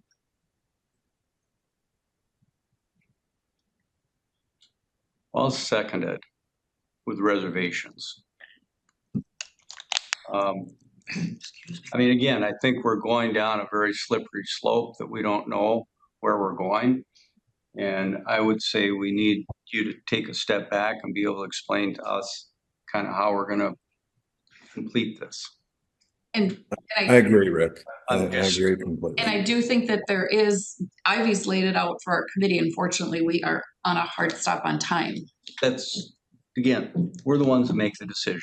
Right. We need to know what the big picture is, what the costs are, before we just automatically roll these things over. So I think I'd like to see that, quite frankly, before we extend Ivy's contract. I don't know what the terms are on that, but we need to take a step back. I don't want to move forward, but I'm just really concerned that we don't have the big picture. So I'm not making any amendment or anything like that, but And Rick, I see this as sort of the a minimal approach to art and the big decision being pushed into 2026. and I fully support what we're doing. I think it's a great thing we're doing. It's just that I'd like to see the whole package when it's done. What's our sponsorship? What's our airport's cost? And we don't need to talk about it anymore unless someone's unclear on what I'm asking. No, I'm clear on what you're asking, and that's what we hope to bring in the November meeting, is that complete package. We have phase one, and then we'll present phase two. But Ivy is key to completing this project. So if we don't renew her contract, that's going to bring up a whole different issue. I didn't make that motion, Okay, but But Gina, just to be clear, there are no other contracts approved by the airport for Mead and Hunt to continue with like phase two and stuff, or is the work that you're doing still going to be under the arts and amenity contract of the 212,000? Brandon, I'll let you answer that one. Yeah, at this point, Ivy has fulfilled her portion of the phase one contract, providing recommendations on how to move forward with this artwork, coming up with a plan. So the second phase of her contract is what was removed originally from the arts and amenities contract. Now we're looking at bringing it back in to execute it, and that is because the arts and the arts subcommittee did not feel like they had the manpower, the ability to execute all this. They felt it would take the effort of a curator. well, and just again, my closing comment is 1.5 years ago, we set this up for Mead and Hunt, coordinate the art, coordinate the advertising, coordinate the wayfinding, so it would come to us with a recommendation. And I'm like, I think that's what we're looking for from Mead and Hunt. Whoever you want to contract with, whatever you want to do, but you're the point person to kind of bring this to the final stage. So, and if there's additional costs, we need to know what's in the contract, what's not in the contract, how we're going forward. That's Okay. Need to know. Is that $100,000 tied into her renewing? No. Her contract renewal? No, it's not. It's specifically for the phase one art recommendations that she's pointing out. Yeah.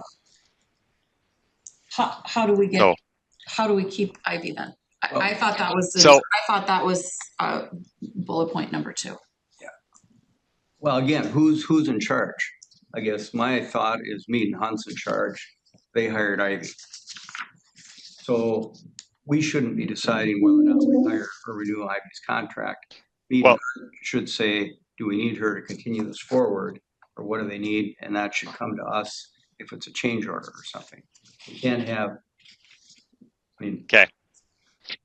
Yeah, I can go back and dig up the original proposal. I'll make sure that's good with what Ivy is doing now. Make any adjustments, then we can make a recommendation at the next board meeting, and we'll have a change order proposal. Bring Ivy back in.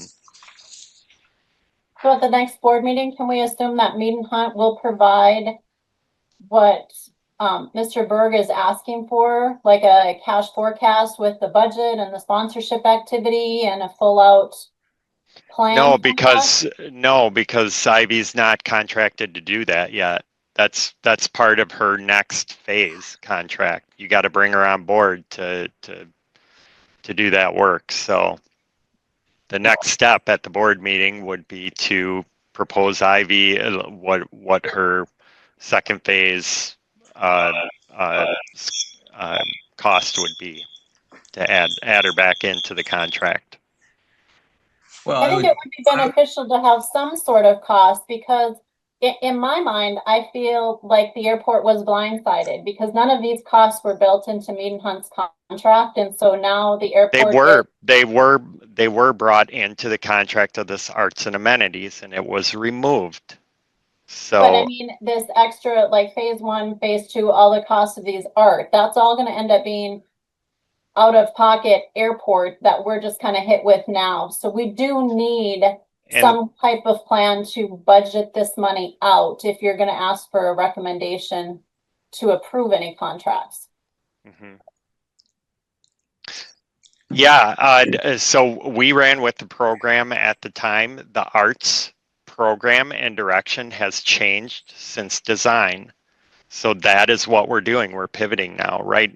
During design, it was the arts partnership that provided the art for the airport. Since then, since the design was done, the airport wanted more. They wanted to see more artwork within the space, something the arts partnership did not have the capacity to do. So we pivoted, and this arts and amenities committee and proposal was put together to address that. So that's what we're doing now. And when that was put together, we brought in an art curator above and beyond the arts partnership to address this expanded scope of art. And that was asked to be removed from our scope. So we did. And now we're looking at it again and asking and rethinking it. Now that we have an arts subcommittee, the arts subcommittee had stated, we don't feel comfortable trying to curate and execute all these sponsorships and such. So the subcommittee has made these recommendations to the board to bring Ivy back on and execute this work. So that is where we're at right now. And that's the brief history of how we got here. Right, but again, just to follow up, Mead & Hunt hired Ivy, right? So the contract's with you now, not with us. Yes. And we just approved $120,000 towards the art. No. Nope, we've only approved the 20. The other and we one's haven't still voted. on the table. Okay, but we're gonna approve that. I mean, maybe. If again, I think it's clear what we need. If you need to extend Ivy's contract or whatever, but I think at our next meeting, we want it laid out. So. Okay. That's your decision, and that's what we're kind of expecting from Mead & Hunt as a conclusion of this contract. Now, how we go forward, we need to figure that out, because we can't, as a committee, be deciding every picture that goes in the. Well, what I don't want to see is extending her contract and coming back and say, oh, it's going to cost you $700,000 to complete your art project, because there's no way I'm supporting that. Well, we need to know what it is, whatever it is. Exactly. So I think we have some rough numbers, Rick, to start with. Tana, I mean, based on some of the sponsorships that we've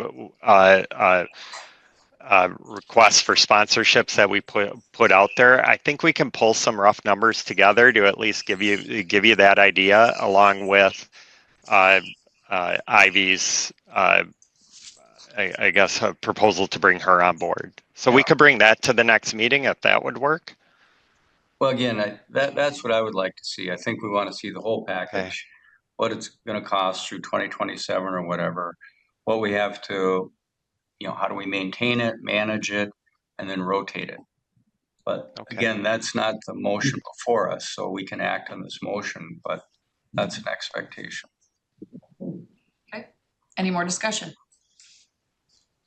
Any more discussion? Jana, does that give you enough information? Because I think what we all know, sponsorships are going to be paid out over years, not lump sum up front. So. No, I understand that, and I'm for the 100,000, but Yep. I agree, and that's what I was asking for, is we need a more defined plan, like Mr. Berg was talking about, like I'm envisioning a spreadsheet with the phases and when the money for the art's gonna need to be purchased and when sponsorships are coming in, because the airport's gonna be in a tight cash flow after we finish these terminal projects, and so we really need to have that nailed down. And I'm not saying there isn't room in the budget, we just need the numbers defined even within a quarter to make some good financial decisions. Yeah.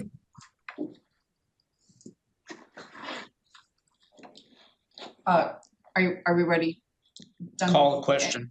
Okay. Roll call. Bashani, Yes. Berg, Aye. Cosgrove, Aye. Capitan, No. Heckman. Aye. Okay, Mr. Berg has to leave. We missed our 9:30. Greg, I deeply apologize to you. Are we making money? Of course, we have ideas to make more money, so no worries at all. I can present this next month. I can send out a Greg, slide deck as well. Greg, could you come up here, like, You came in just. I know you came in especially for this. Why don't you? You guys have to go. It's fine. It's fine. We'd love to have you speak. I appreciate you being here. No worries. Appreciate you having me. I will speak to, this is 1 year since we changed from 2 meetings a month to 1 meeting a month. In the midst of governance, which has not been resolved, we don't really have committees, which contributes to the long meetings. So I apologize, Craig. No worries. Look, this was mainly just to follow up. We opened the parking ramp not too long ago, so 2 months in, wanted to kind of give you an idea of how the ramp is performing, but also suggest dynamic pricing for the parking ramp since we do it at your other 3 parking locations as well. So while Darren pulls this up, yeah, that's the one. So yeah, this time last year, as we approached our busiest, winter season, if you will, we were strapped for parking spaces. We're not in that situation this year. We have 1,000 more spaces than we had in 2024. That's the biggest takeaway from a space count standpoint. Looking at your daily rates, you have 25, 16, 12, and 9. The biggest reason we want to talk about dynamic pricing really quickly is because of the $16 and $25 disparity that you have today, which is only a $9 delta, if you will. That's a pretty large gap, if you will. And so dynamic pricing helps in the sense of allowing us to flex your rates based off capacity and occupancy. Can you jump ahead maybe the next couple slides? Yeah. Yeah. Oh, boy, keep going. Yeah. Oh, sure. Perfect. So yeah, you can see here the number of spaces we have allocated for dynamic pricing currently. For reservations, 90, 32, 500, 75, and 125. As I mentioned earlier, you only have dynamic pricing on premium reserve, long-term, the west and the east economy lots. We don't have it on the parking ramp right now. Our recommendation today is that you introduce this to the parking ramp just because a couple reasons. Again, the disparity between the $16 rate and the $25 rate, but also we're looking at ways that we can engage with that premium reserve customer to try to uptick revenue for the parking ramp and uptick your overall revenue, if you will. If you look to the next slide, reservations has been performing really well, 13% year over year, 960 transactions, that's plus 6% up year over year. And then your booking performance is up 35% year over year as well. Next slide. So this just gives you a little overview of how dynamic pricing works. If you look at to the far top left corner, that's your $25 drive-up rate.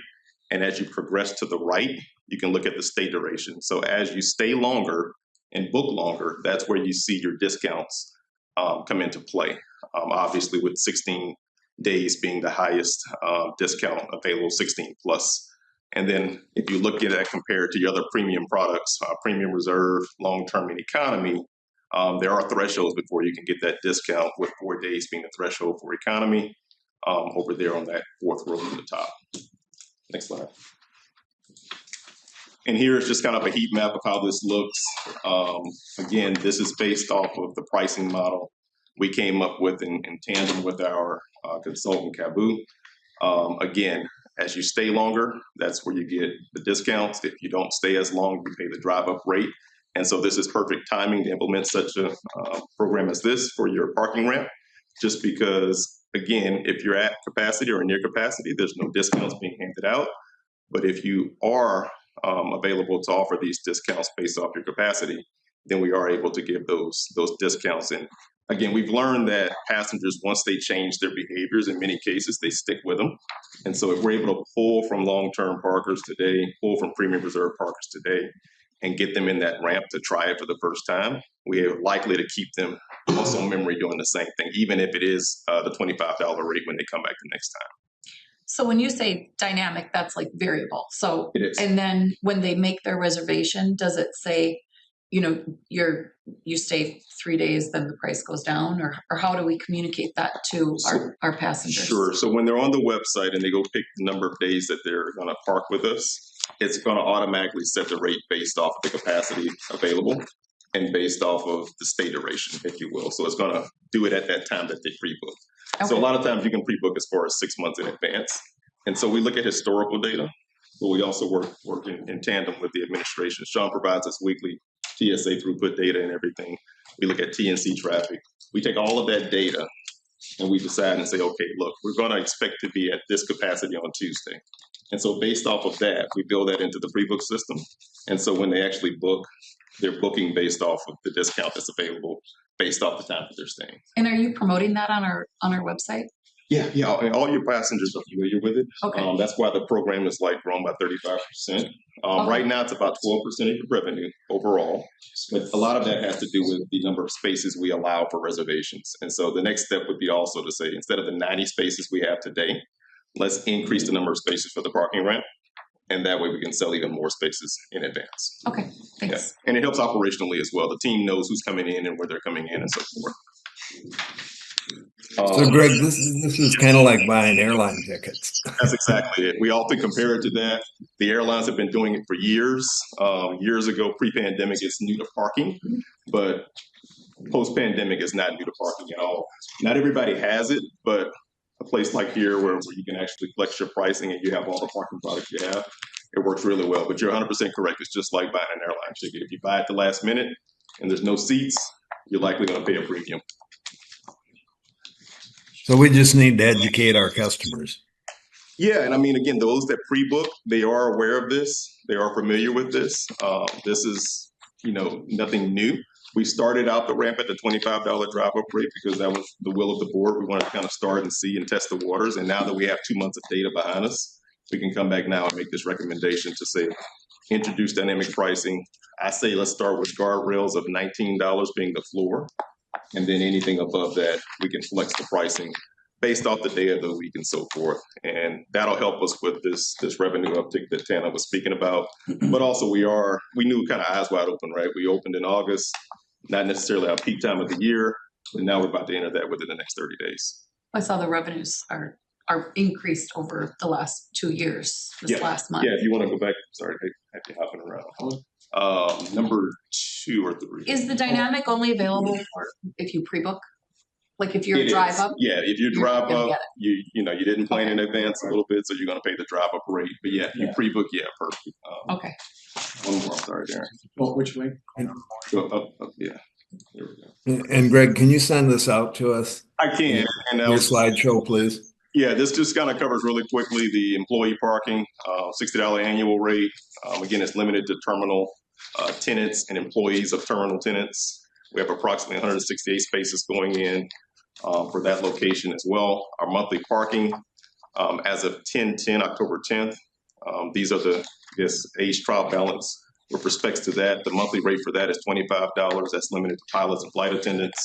And then we have them park in the East Economy lot, which is the first lot you get to when you drive up Dakota. Average monthly revenue for that is $3,500.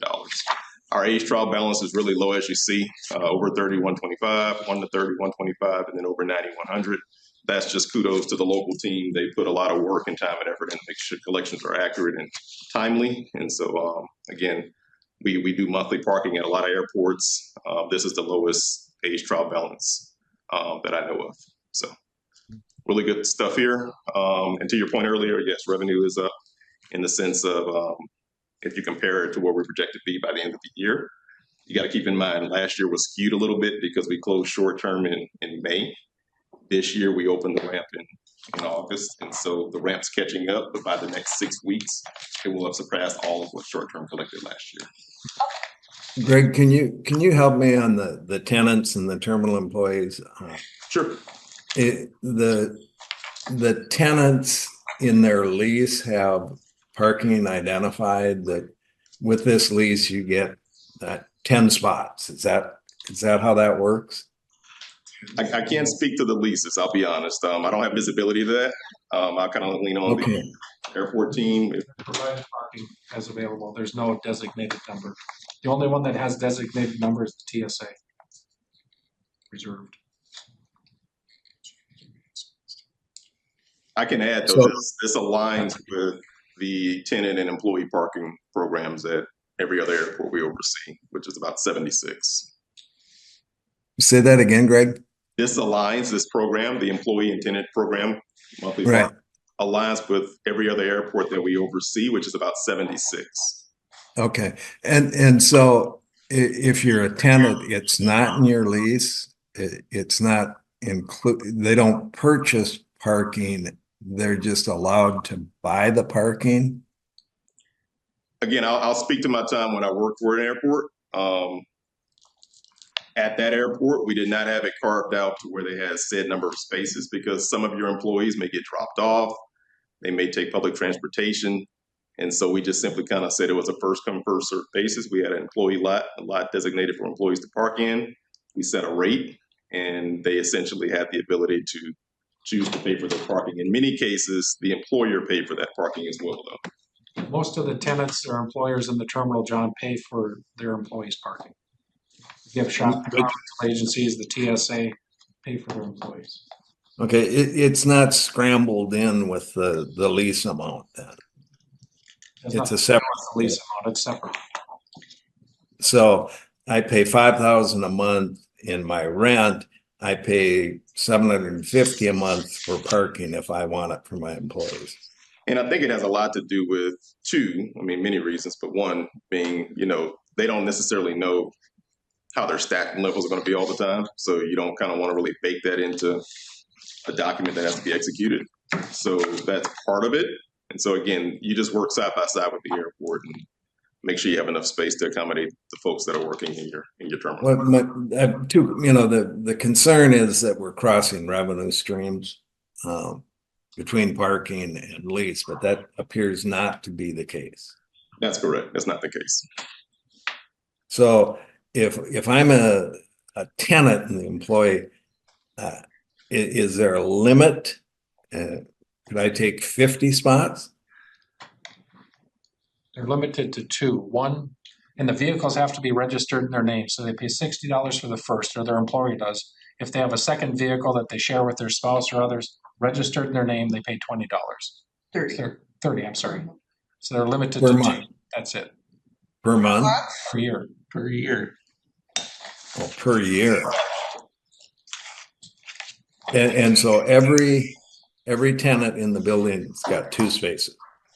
If they desire, but no, most only have 1. There's a few that have 2 It's not permits. spaces, it's permits. It's permits. They're not all here every day at the same time. Yeah, I'll be happy to share this slide deck after the meeting with all the board members. So Thank you, Greg. that's all I have today. Thank One you. more quick question. To approve the dynamic If you can, yes, thank you. I'm sorry, Okay. Sean. If you can approve us to move forward with, again, it's something you already have on your other 3 parking products. We just want to introduce this on the parking ramp. Okay, is there a motion to approve dynamic Motion to pricing? approve. Is there a second? Second,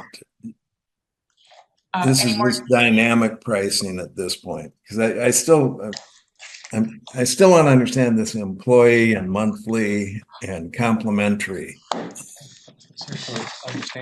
parking policy. So yeah, again, the monthly policy, it just ties back because it's very standard at every airport.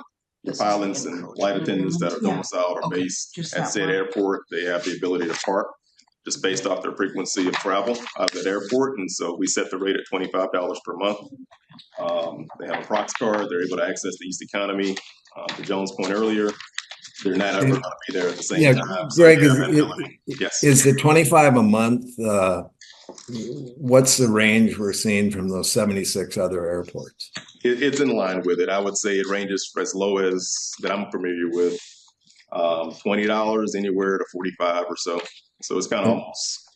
And then the employee, the $20 or $30 a year, that's in line with all 76 others?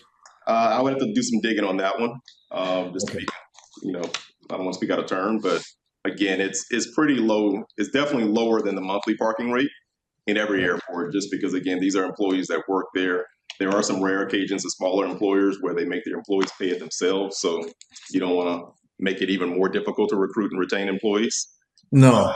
At the same time, when the employer is paying for it, the location of these are these, I would imagine these type of sort of bargain amounts are in the less desirable lots. Actually, the airport I worked at, and I can speak to a few other ones as well, but it was right across from the terminal. It wasn't adjacent just because they didn't have the real estate adjacent to it, but it was as close as the parking ramp is. If we're trying to maximize revenue, yeah. Well, because the other thing that we'll be looking at is a hotel coming in and displacement there.